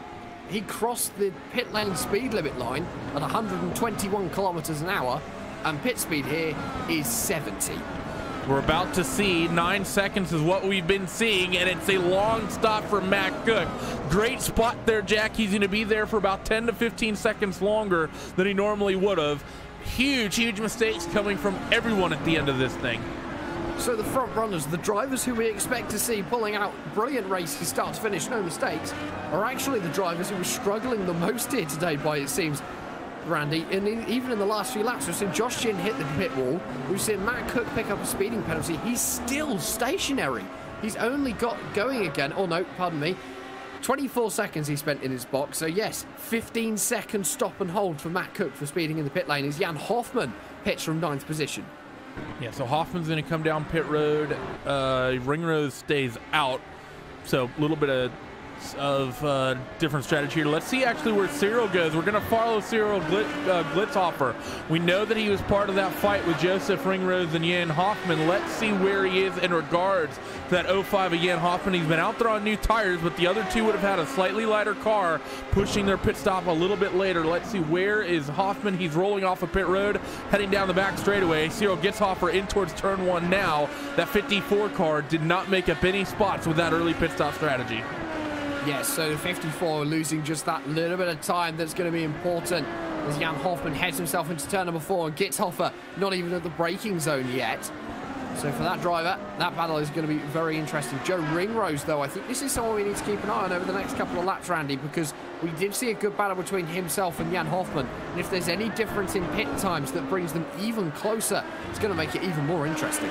Yeah, you're right. It's going to be interesting to see when Ringrose actually comes down pit road here. We've also had your race leader come on and off of pit road now. Now it's just really Johan Kajsen and Andy Werner, the two leaders who've yet to pit. And Ringrose is going to stay out and go another one. See one driver peeling on towards pit road as well near. I'm not sure who that was. May have been lap traffic. But the 19 car inside. Oh, we got a car stopped on the exit of turn 1. That's going to be Carson Brodry running 26. And in the middle of the Senna S, he actually finds a nice clean bit of track to remerge himself. Likely just a self spin as I see no damage on that car. But we'll take a quick replay to take a peek. So Carsten Brodry running a long way down the order, down in 26th position. Quite a lot of damage actually on that car. So we're going to join the replay as he's heading off of Logykal to turn number 12 up through this long uphill section, Randy, past the pit exit. So he obviously stays out, which is fair enough. Through into turn 1. I wonder whether he just lost it on his own because no one's around him. I think that's exactly what happened. I will say I don't know how he would have spun there if he hadn't have stayed out because of the wall. But yeah, just a self spin. And he was actually stuck here for a while. For about 30 seconds, I think he was waiting for clean track. Maybe fighting a little bit with the anti-stall, not sure. He had actually more than enough time, more than enough room that I think he could have been more aggressive, really pushing out onto the racing surface. But I think he simply just didn't want to, or just wanted to be careful. We've seen a couple mistakes today from some unsafe rejoins, so I will say I'll give props to him giving up a little bit of time lost, making sure to not pull out in front of drivers on the racing surface. Yeah, good decision made there by Carsten Brodry, not getting in anyone's way. Currently looking at Andy Werner. He's made his pit stop 9.4 seconds on the lane, and he has returned to the racing surface in 5th position. There's still some drivers yet to pit, so everyone ahead. Joni Kynan is yet to pit, so is Lucas Laville and Timo Isinjami. Joni Kynan has stayed out, so he's actually going really long into this one, Randy, and going to go for a really short final stint.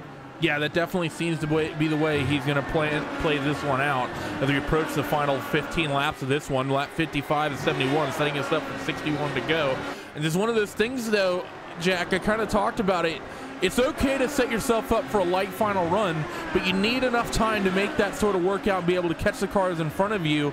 As late as he's holding it, I don't know if he's going to have enough time to really make that work. I mean, there's a few drivers up and down the field I'm seeing who are going for the late, short final pit stop and the final run to the checkered flag.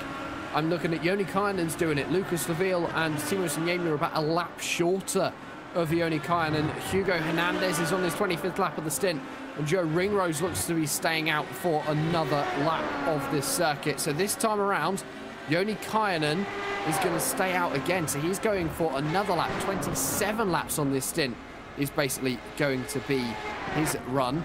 And well, Randy, you've found a certain Josh Chin. Yep, I have him, driver himself. Josh, you have anything to say except blame Randy?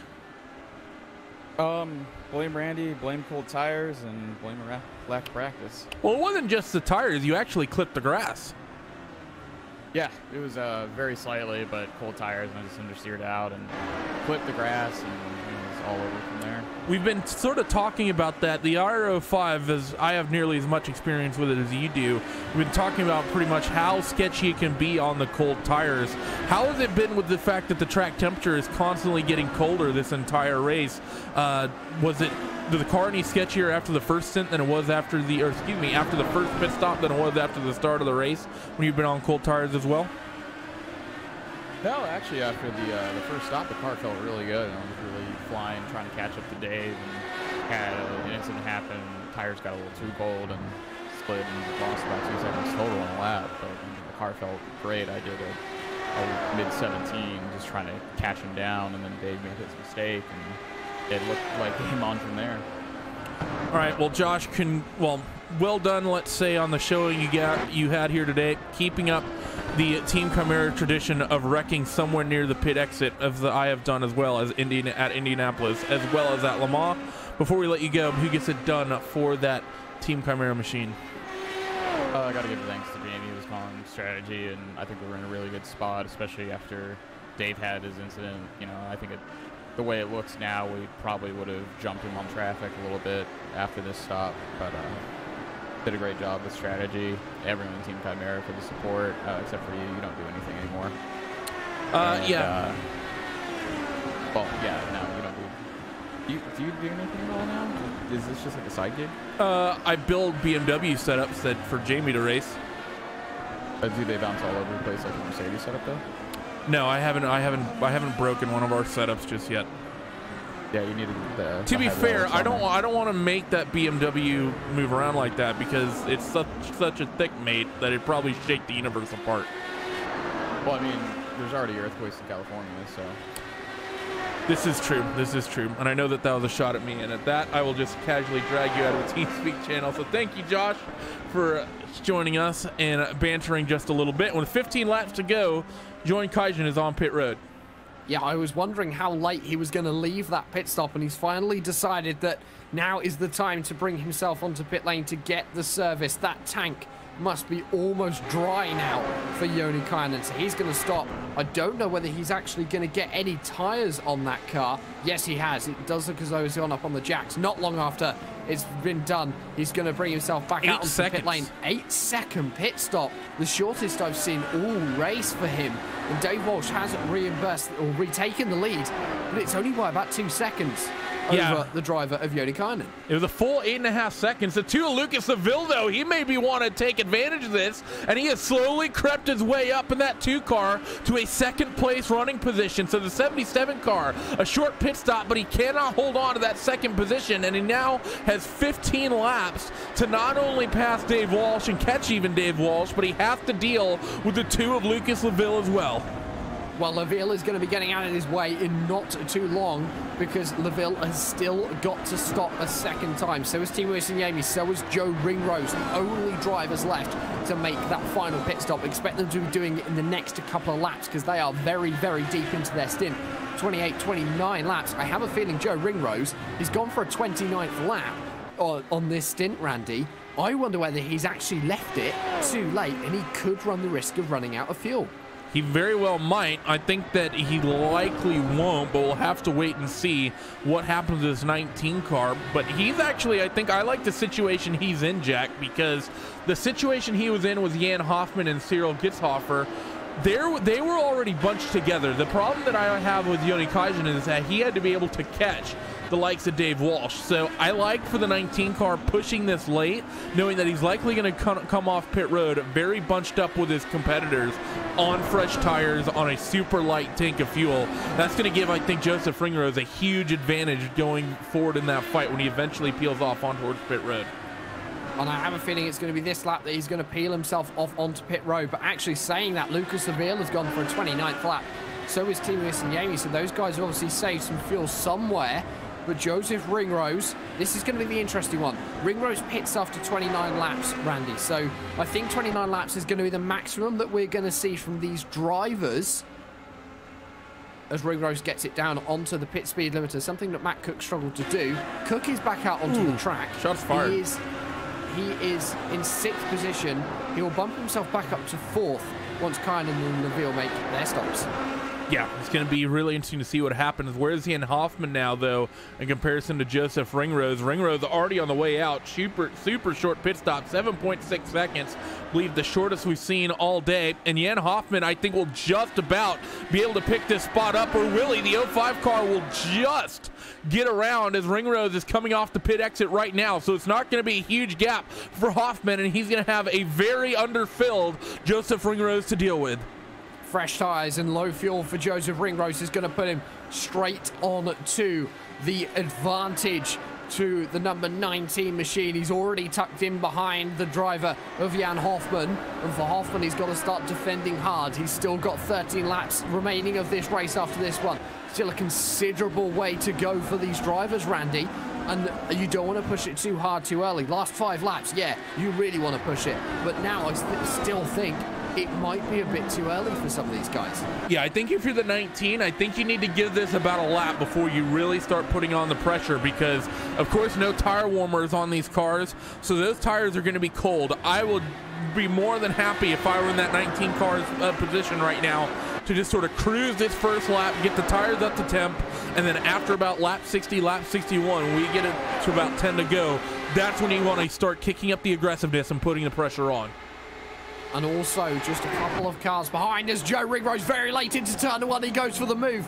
Very wobbly on the brakes for the 19. And he is going to lose a lot of time.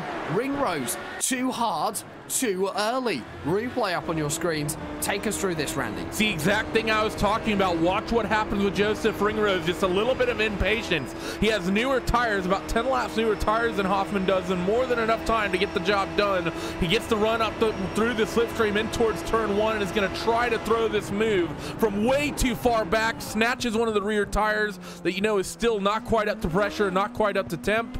And it just steps out, and he's going to give Jan Hoffman now about 2 to 3 seconds where he could have just continued keeping that pressure on. So for Joseph Ringrose, he still has pace, and he's already starting to reel in at least that one of the drivers that slipped through. That's a lap car, I believe, the 37 of Dave Walsh. Actually, no, the race leader, 37 of Dave Walsh, putting that 19 car lap down. So for Joseph Ringrose, maybe has time to somehow make something of this, but he's given Mr. Hoffman a little bit of time he didn't need to, and it's going to be the bulk now of this last 10 laps that he's going to have to try to bring that gap down and in.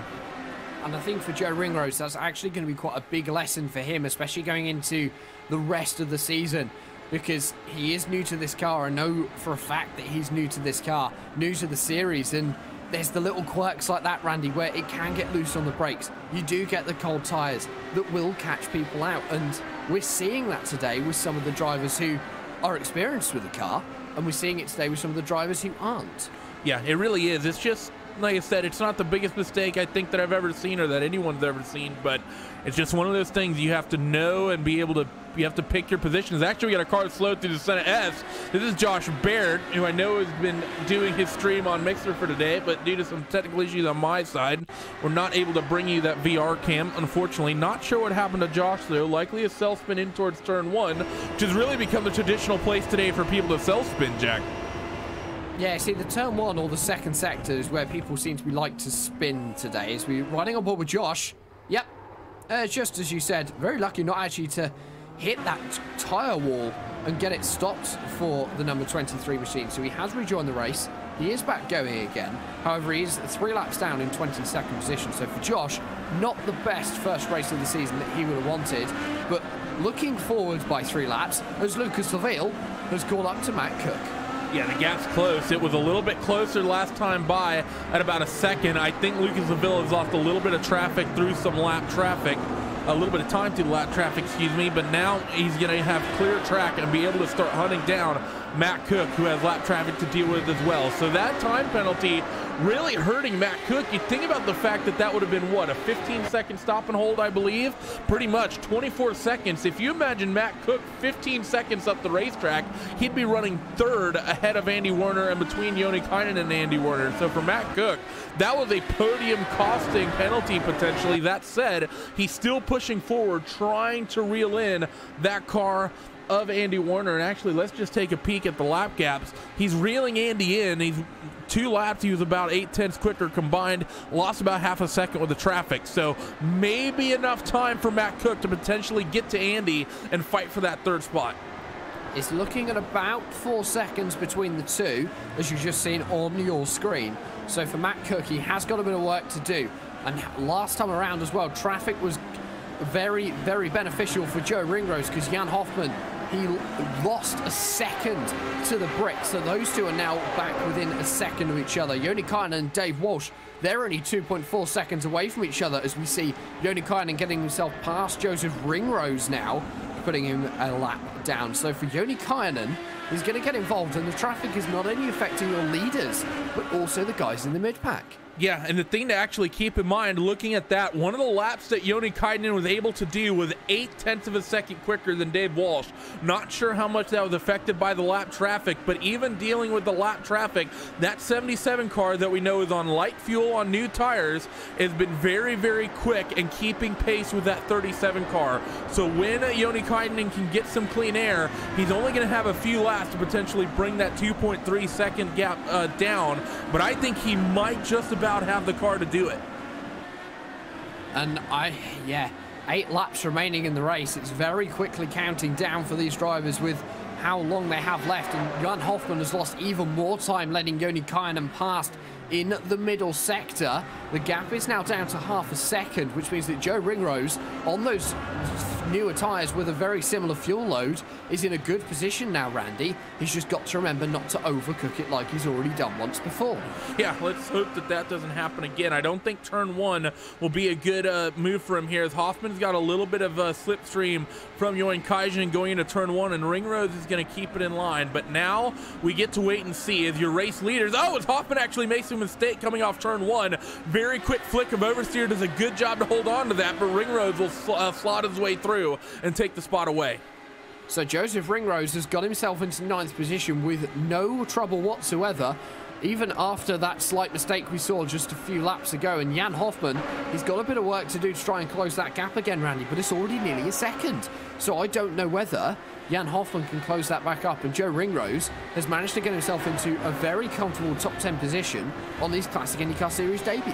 Yeah, I don't think for Jan Hoffman, I don't think he's going to have much luck bringing that gap back down and in, because after Ringrose made that mistake, we saw how quickly he's been able to bring that gap back down and in, now pick the spot up. And as you take a peek, as you see the two of them behind the second place running car we're currently focused on, that gap's already opened up quite a bit by Ringrose. So I think Hoffman's pretty much is sort of destined for 10th place at the moment, but I want to see this lap through. How much time, if any, does Joni Kajanen reel in on this lap? You'll see in just a moment what kind of time on lap 64 does Dave Walsh put in, as our graphics should update here shortly. It's a 1:18.4, and it's only about a 1/10 of a second that Kajanen has been able to reel in. He needs to open that up to about 2 to 3 tenths every single lap. But of course, he's got to close the gap, but he's also got to get past. Dave Walsh hasn't really been challenged, as we have got a car stopped. I have a feeling we've had an accident on that final run up towards the start-finish line for the number 16 machine. And that is going to be your driver of Alex Stake. He hasn't had an amazing day, and he's still stuck there. He's sort of doing little sort of shuffles to try and get the car around. Randy, take us through what happened. Well, we're going to take a peek. Actually, this may have been a little bit of car-to-car contact with, who is that, Andy Werner, putting him a lap down, forced Alex off to the right-hand side, and then Alex he clips the grass and then spins into this no man's land here where he gets stuck, and eventually is able to sort of Austin Powers this car around and get it back going again. So awkward moment there for the 16 between Andy Werner as well. Just sort of scared off the racing surface, and he loses a lot of time waiting until he eventually get himself back going again. And with just 7 laps to go here at Interlagos, everything starts to get just that little bit more exciting. It's going to be 6 laps to go as Dave Walsh brings himself across the start-finish line. This time around, let's see what time that Joni Kajanen does. And in fact, Joni Kajanen is slower last time around, Randy. So the gap isn't closing, it's being extended, but only by 1/2 tenth that time. I don't think Joni Kajanen has got the pace to close the gap. No, definitely doesn't. There's a couple points when we were looking at the times that they were doing through lap traffic that he almost seemed like he may have had it, but obviously not having it in clean air and really was getting aided by the traffic was Joni Kajanen. As right now, Dave Walsh looks actually absolutely dominant. We counted him out just a little bit in this fight for 9th, but Jan Hoffman is doing well to keep tabs on that 19 car of Ringrose. And in fact, actually, the gap was closed back up to just 3 or 4 tenths of a second as Ringrose locks up one of his 4 tires on that machine into the turn number 7 in this second sector, and that's allowed Jan Hoffman to close up the gap even more. So this battle for 9th position may not be over yet. Might it be worth for Joseph Ringrose actually to let Jan Hoffman through, stick on his gearbox until maybe the final lap or something, get back past and consolidate his position so that he knows that he's not going to get overtaken on the final lap and then not have an opportunity to get the place back. I don't know. I think that's really risky because there's nothing guaranteed in these cars, and we've already seen Ringrose make a mistake on the brakes trying to make a pass on Jan Hoffman. Of course, the tire temps have come up, and the car shouldn't be as squirrely as it was before, but you also have to keep in mind that Ringrose knows that Hoffman behind him has made a mistake relatively recently as well. So maybe you just let Jan Hoffman try to push himself into a mistake trying to make the move. Defensive goes Ringrose in towards turn 4. Hoffman might try it around the outside, but no.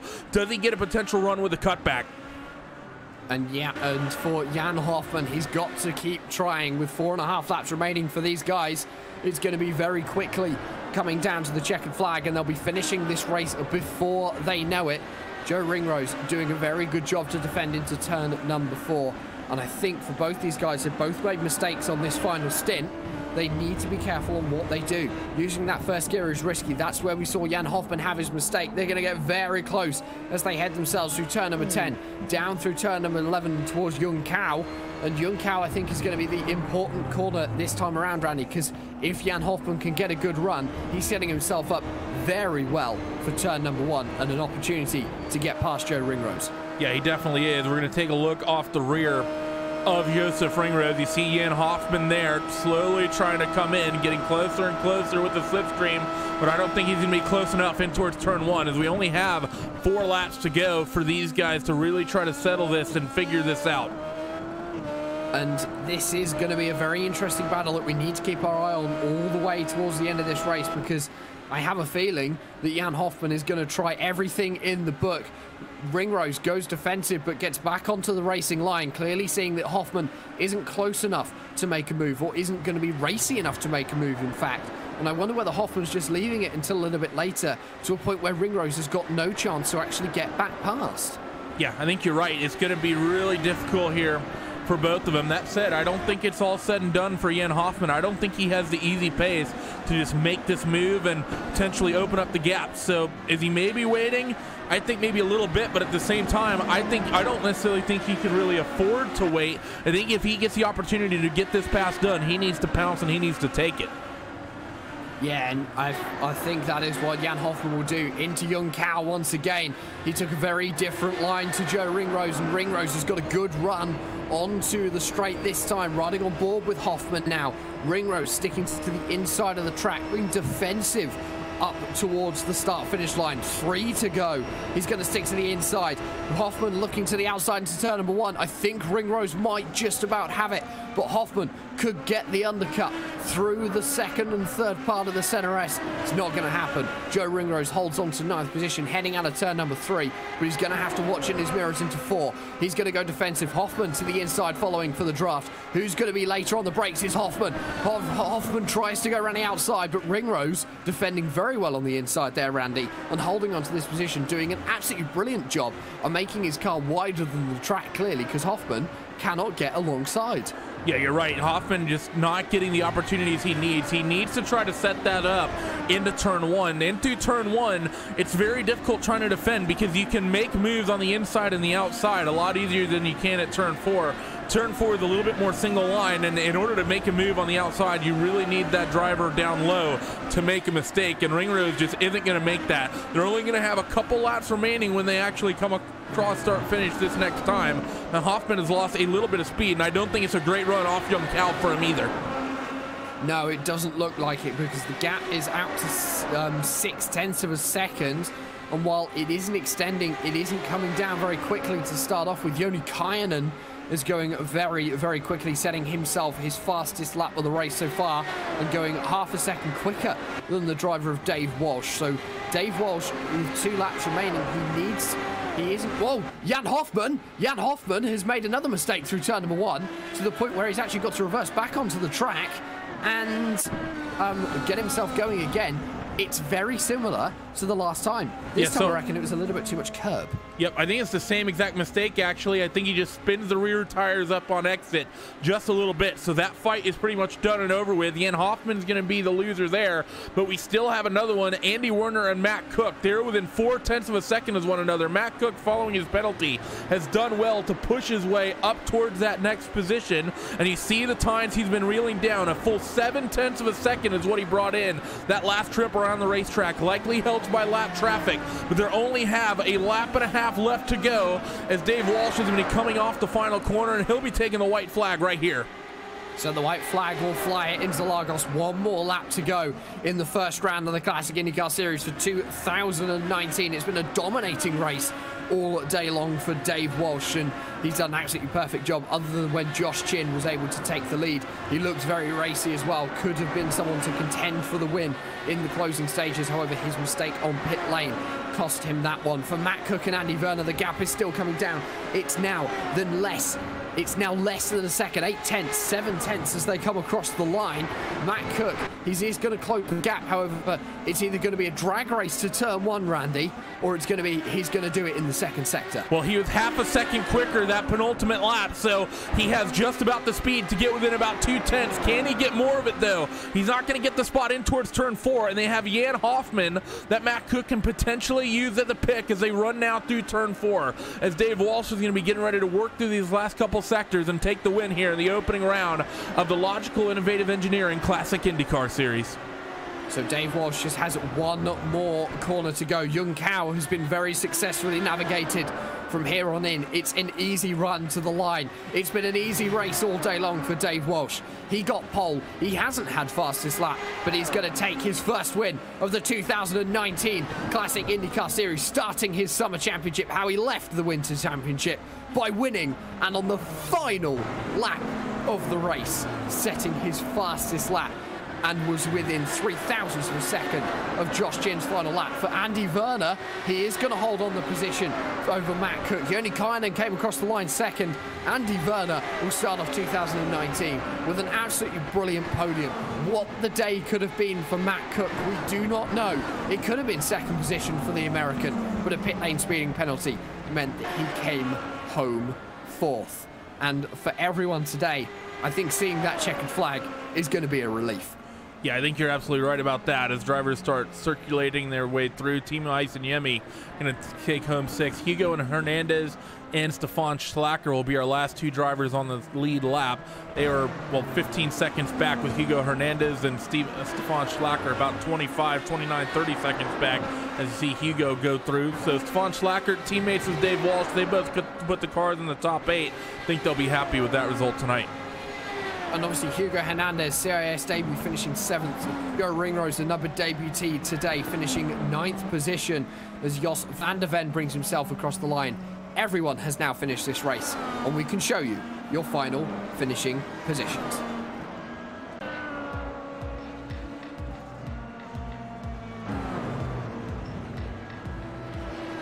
Dave Walsh came home with an advantage of 4.5 seconds over Joni Kajanen in second.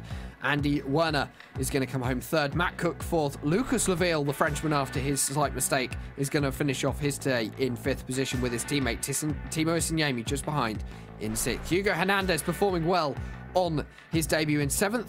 Stefan Schlacker in 8th. Joe Ringrose in 9th. And Jan Hoffman was able to hold on to the final finishing position in the top 10. 11th place is going to go to Cyril Gitzhofer, 12th to Daniel Schulmeister, 13th to Sasha Lamp, recovering after his early spin on the first lap to finish 13th, 14th to Sam Winton, Finn to Franz Josef Sturm, 16th Jos van der Ven, 17th Logan Simmons, Vesiula Ollie are going to finish 18th, Rory Collins in 19th, and Alex Athake in 20th.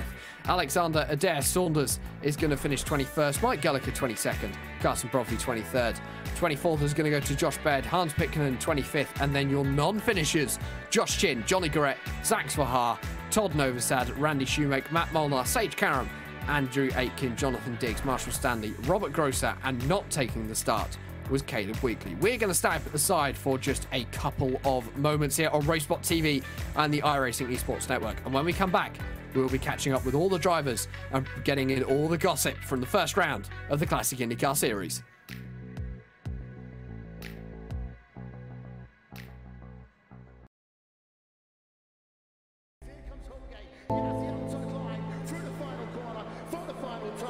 Once again, photo finish here of the Indianapolis Motor Speedway. Will it be Tim Hogan? It's going to be Christopher DeMerrick at the line.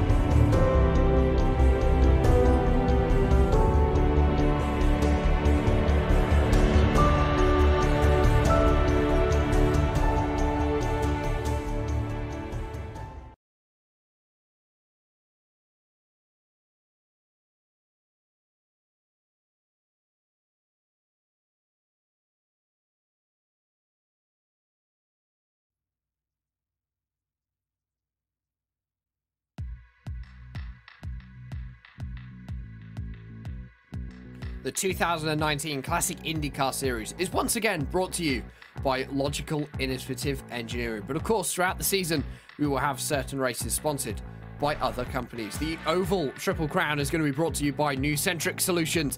The Indy Road and Road America rounds are going to be brought to you by Edifice Incorporated. And the Laguna Seca charity round is going to be brought to you by the Carol Hatton Breast Cancer Care Centre. All of these rounds and more are still available to sponsor for the Classic IndyCar Series for 2019. Well, the first round is done. Everyone has got the winter blues out of the way, and we are back racing in the Classic IndyCar Series again. Dave Walsh was able to take a dominating win up at the front of the series, up at the front of the field, sorry, and he is stood by with Randy Chenworth. And Dave, it was absolutely fantastic race from you. Of course, the only real hiccup you had all day was that sort of opening, or that mistake kind of through the middle stint where Josh had the lead for a short time. Take me through your race otherwise. I mean, I definitely didn't expect to pole it. I hadn't practiced quali until quali, so I just reduced the fuel, corrected the ride heights, and went for it, and then didn't expect pole, so especially not by 1,000th of a second. Then I got a pretty good start. Josh got a pretty bad start, which got him stuck behind Yoni, which was pretty good because I think he was quicker than me. Then he got past Yoni, but he didn't have to pass me because I just spun. And then when I came in to make my pit stop, he was just sitting there in his box behind me. So I knew he'd obviously wrecked it in some way, but I don't know what he did. So tough luck for him, and then good luck for me. It was a mistake on pit road that cost Mr. Josh Chin. Just getting that car into the wall, basically through the nice little tight pit lane exit. But how is this car actually coming through? I know that it's been sort of a long off season for everyone. How is it getting back behind the wheel behind this older Indy car that we have now that we have two iterations of it ahead in terms of development? And how do you find it drives compared to the old cars, and how is it coming off the winter and getting back to racing? Well, for me, I ran the Winter Series for CIS, so that was my first ever time really racing this car. So I do have a fair bit of experience with it. I find that I can't set the new one up at all, and I usually can set this one up. So I think I am better in this one, but it's not too different. It is different, but I don't know. It's fine to drive. Well, congratulations, Dave, on an absolutely dominant performance, leading the vast majority of the laps today. Before we let you go, who gets it done for that number 37 car? Just everyone at TDR, really. That's about it. And then thanks to Robert for putting on the series. Well, there he is. Mr. Dave Walsh absolutely dominates the race today, and he comes away with a big win in the opening round of the championship. Next driver we have in line is actually going to be your fourth place finisher, I believe, taking a peek at this, and it's going to be Matt Cook. We'll have to do a quick check to see if he's there, but Jack will be stood by with him if he is. Well, Matt, you came home fourth position. A bit of an issue on that final stop by the looks of things with the speeding penalty. Today was really all about getting back into the groove of this car. Absolutely, Jack. Yeah, just let it on a little bit too long before slowing down for the pit stop there. But you know, all things considered, I'm still happy with the result. Anything in the top five is always, you know, a benefit. So it's still a great start to the season. I'm looking forward to get back in the swing of things here. And of course, obviously, the pit lane speeding penalty, I believe you were 30 miles an hour over what you should have been when you came into the pit lane. But other than that, you looked really quick out on the track. Of course, last year we knew you very much as the Oval Master, running a few of the road courses towards the end of the season and coming away with second in the championship and best rookie. This year, you've got your season off to a good start in fourth position. It's a long series with 14 races and 3 drop weeks. Surely your target is going to be getting that overall championship. Yeah, absolutely. You know, like I said, it's a great start to the season. I'm not going to complain with it either way. But, you know, I'm definitely looking to still show that I can do things on the oval side and see if I can expand myself up into the road side a little bit more. This is a great start in comparison to last year's Sebring, where I don't even remember where I placed, but it wasn't good. So I'm definitely, you know, happy with it. Leaves me a little bit of room for drop weeks later on, and hopefully I can get things together. And obviously, in 2 weeks' time, round 2 of the series, we're heading ourselves to Motegi. on the oval, a very short oval, that one, 301 laps. If we see a very similar sized grid there as we did today, traffic is going to be really important in that race, and safely navigating traffic, I think, is going to be one of the biggest things that you guys up at the front of the field will have to work on. Yeah, Motegi's definitely going to be a little bit more interesting. I mean, obviously you got turn 4 coming up there. A lot of cars tend to get loosed. But turn 1 and 2 now, we can also push up if the weather's too warm or something of that nature. So it's definitely going to be traffic intensive, and you're going to want to play it safe in terms of how loose you want to set that car. So it's definitely going to be a really challenging oval. More or less it is a driver track, so hopefully a lot of the guys practice up and we have a good race. And before we release you back to your team, Matt, is there anyone you would like to give a shout out to? Yeah, absolutely. Shout out to Andrew and Randy on a great job, great start to the season. Overall, the effort that they put in, unfortunately not the best results today, but I know they're going to pick things back up. And always a big shout out to Robert on doing a fantastic job in getting this set up. And, thank you for continuing to run it. Matt Cook came home today in 4th position after a slightly embarrassing second pit stop. What could have been for him, it could have quite easily been the second place on the podium. But going forwards, I'm sure he'll be a little bit more tentative on the brakes into the pit lane. We're going to catch up with the driver of Lucas Seville. He came home today in 5th position, and he stood by with Randy. Yep, I'm stood by with Lucas Seville. And it may not have been a great pit entry for Matt Cook, but it definitely was better than his Auto Club pit entry went. But Lucas, absolutely great race from you coming out. You started 4th, it dropped 1 spot back to 5th, but of course overtaken by a hard-charging Andy Werner. Talk me through your race. From what I recall, you had an absolutely amazing start. Nearly jumped Josh Chin to get yourself up to 3rd. But other than that, the start pretty much went, I think, as you would have desired. Yeah, the start was pretty great for me. Excellent first stint. I was able to stay with Josh for a very long time for my standards, which is a testament to the work that all the guys at Vortex are putting into this car. The progress we made the last few months have been really, really huge, and we could show that today with me and Timo at the front. And unfortunately, didn't end up as I wanted, as I spun at the end of my first stint, losing like 10 seconds. So that's a top 3 that I threw away. But considering the strength of that field, I will take a top 5 any day. That's for sure. And now talking about this car, it was always sort of a handful as I drove it back in the day as well, with the likes of you guys.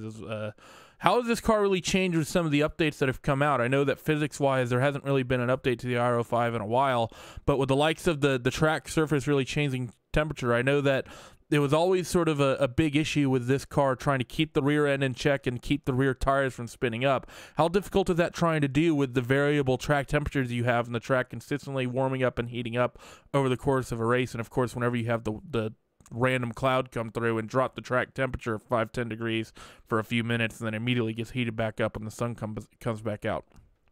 Well, as you said, it's the randomness, quote unquote, of the clouds coming in and out, and the track temp like rising and losing 10 or 15 degrees. That can mean like a full second or maybe more on a track like this, and grip changes drastically from one lap to another. So you really never really know what you can expect from one lap to another with this car. That's really the biggest thing, the biggest difference for us. With these last updates, the tires still have a huge lifespan, so I was able to keep my my tires for 1.5 stint. I kept them at my last stop. So yeah, that's pretty much the biggest thing, like knowing how to expect the car to react depending on the track temp, and you gotta monitor and be able to multitask in the car to know all these factors to be really fast. We head to the Oval in Japan at Motegi for the next round. How do you guys at Vortex feel? We feel really confident.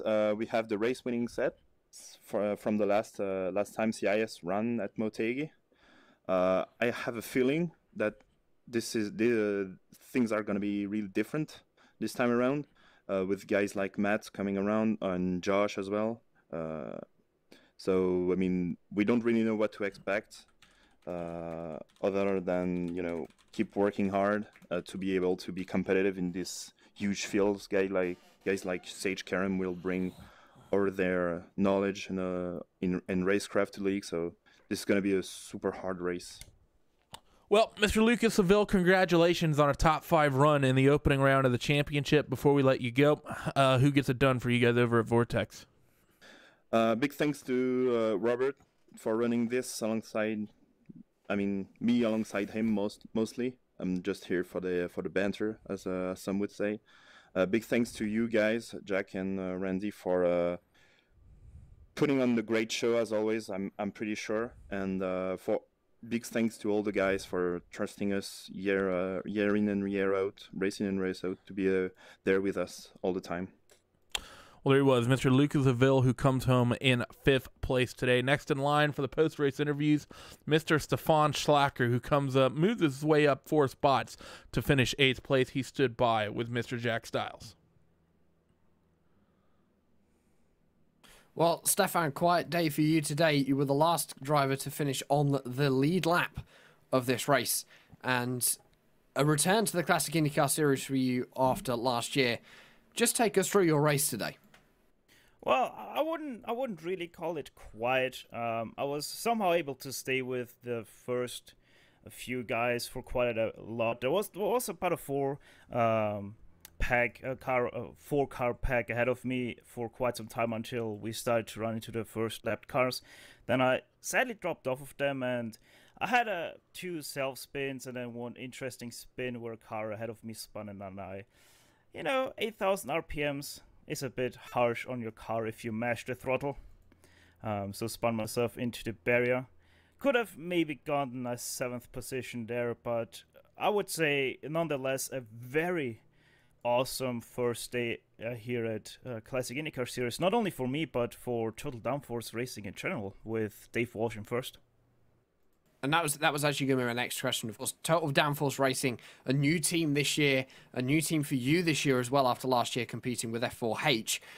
Just coming into the championship knowing that you've also got support from 2 other drivers, has that given you a bit of a boost as well coming into 2019? Well, the thing is, I didn't know that I'm gonna have 2 teammates driving with me until like 2 or 3 weeks before the season started. So that was awesome. And honestly, we're quite confident. Dave obviously winning the Winter Series already. Then we have Dakota, who is incredibly fast. Just on baseline setup, and then especially on ovals, that's where he excels. So I think we're quite good set on how we're gonna perform this season. And yeah, I think the sky's the limit for us because we know that we can push each other to higher limits.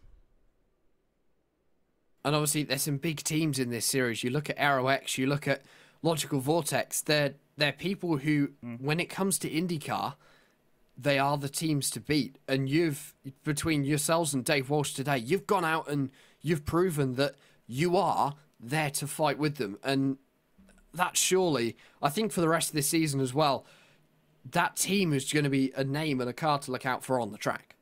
Yeah, you're saying it there. We have Vortex, we have RX. They're household names in IndyCar Series. And then we come in, honestly, we didn't know where we're going to stand. So we just want to have a good result and build from that. And then all of a sudden, we see Dave Walsh being in first, Dakota sadly not being here, and he's probably also going to miss Twin Ring Motegi. But we're here, and it seems like we're here to stay. Before we release you back to your team and go and celebrate Dave's win and your race today, who would you like to give a shout out to? Well, obviously, first of all, our teammates at TDR in the background, Riley Thompson, and also have to thank Dave Walsh for lending me his setup, making me about 1.5 seconds faster than on my own setup, which, yeah, didn't really work out because I went on the wrong direction. Obviously, I also have to thank our sponsor, Blackbox, really helping us out here at Total Downforce Racing. And I also have to thank Joachim at Pixel Dust there for our incredibly beautiful IndyCar paint. Stefan Schlager, he came home today in position number 8. We have one more driver to interview today, and that is going to be the driver of Joseph Ringrose. He made his debut today in the Classic IndyCar Series, and he is stood by with Randy Chenworth. Yep, stood by with Joseph Ringrose, and Joseph, it was a good run from you. Qualifying, not great, putting yourself in the 19th spot, but you make it up in the race, make your way up 19 spots to get yourself into that 10 spots to get yourself into that 9th position. Talk me through your race. I know that you're one of those drivers who was initially really focused on the F1 side of things, trying to get into the World Championship Grand Prix Series. That rug kind of gets pulled out from under you, and you've sort of made the transition to IndyCar. How do you like these cars compared to the McLaren MP430 you were focusing on before? Yeah, as you mentioned, obviously qualifying wasn't the best. P19, I wasn't really expecting to be that low. I made a completely changed the setup with 5 minutes to go, which obviously, looking back at it, was definitely the right move because I was just struggling in practice with the old setup. And yeah, just kind of just worked my way through, held my cars tight, and just waited to see what happened, and just kept it clean and managed to get myself P9. So yeah, pretty happy with that. Only really been in the car for a week as well, so can't be too disheartened with the result. It's similar to the McLaren in various ways, but as you said on the broadcast, obviously it's not built for road. It's definitely an oval car, and you can tell. But the throttle control learning that from the MP430 is definitely a real big asset in the iRacing 5. And now talking about that, you being previously so focused on the MP430 and all on that side of things, are we going to be seeing you on the ovals, or are you going to be one of the road ringers over the course of this championship? Yeah, I haven't really run ovals so much, but I'm definitely looking to get into it where I can. I believe it's Motegi in 2 weeks, so I'll be looking to most likely get in that. Have a couple of guys I'm running with and sort of working with who are good in the oval side, so maybe I can learn a thing or two from them. So that should be a real asset to me. Well, thank you for joining us, Joseph, and congratulations on the opening round. Before we let you go, who gets it done for that 19 car? Massive thank you, obviously, to the league organisers, you guys at Race Spot, and the guys I've been working with this week to prepare for the race. There he was, Mr. Joseph Ringrose. Our final interview of the day comes home with a strong 9th place finish. Jack, control back over to you. Well, I was about to say that's all we've got time for, but there's one driver who's just popped up who I would actually quite fancy a little bit of a conversation with, and that's Hugo Hernandez, another driver who's made their debut today in the Classic IndyCar Series, finishing in 7th position after starting in 9th, and for the number 72 machine having pretty much a good day all round. So Hugo, first of all, congratulations on a top 10 finish in your first round in the Classic IndyCar Series. Of course, a real-life single-seater racer in Formula Fords in, I believe it's Spain and Portugal. How does the skills that you learn in that kind of racing transfer over to the IndyCars that we race in this series? Well, first of all, thank you. It's been a tough day today. Been suffering a bit of stomachal problems during the weekend, so gave me a lot of practice. But once started learning from the real life races, I guess the feeling of the car, how to develop the setups, it changed quite a lot from the real life to the racing, but it really helps, especially on that and the racecraft. And obviously, looking forward to the rest of the season, I know you've already said that you can't run a full season. So for you, a championship is kind of out of the question. But what is your aim for running in the 2019 Classic IndyCar Series? First of all, is to develop myself as an IndyCar iRacing driver, to learn more about the car, learn more about the oval stuff. I will not be at every oval race, but I will be in a few of them, so hopefully I can learn a bit from that. And well, Hugo, before we go and let you enjoy the rest of your evening, who would you like to give a shout out to? I want to thank Auris Racing team for for all the help and support they gave to me during these last weekends. Also for my sponsor MRO and Northwold Sim for their continued support. And well, that's Hugo Hernandez joining us, finishing 7th today in the first round of the Classic IndyCar Series. And that is just about all we have time for here on RaceSpot TV and on the iRacing Esports Network. Thank you very much for joining us from start to finish for the first round here at Interlagos. And before we go, let's give a shout out to those who get it done here. And that is, of course, our cameras are provided by Istvan Balau of TrackCams22.com. The overlay is designed by Andreas Werner. He was racing today and he came home in 3rd position. The development of our overlays is done by Simon Grossman at AppEngineering.com. And live timing and scoring, as always, is provided by Nick Thyssen. I have been Jack Stars. Randy Chenworth has been beside me all race long. And we will be back in 2 weeks' time at the same time GMT from Motegi to continue the 2019 Classic IndyCar Series and our first race on an oval. And until then, good night.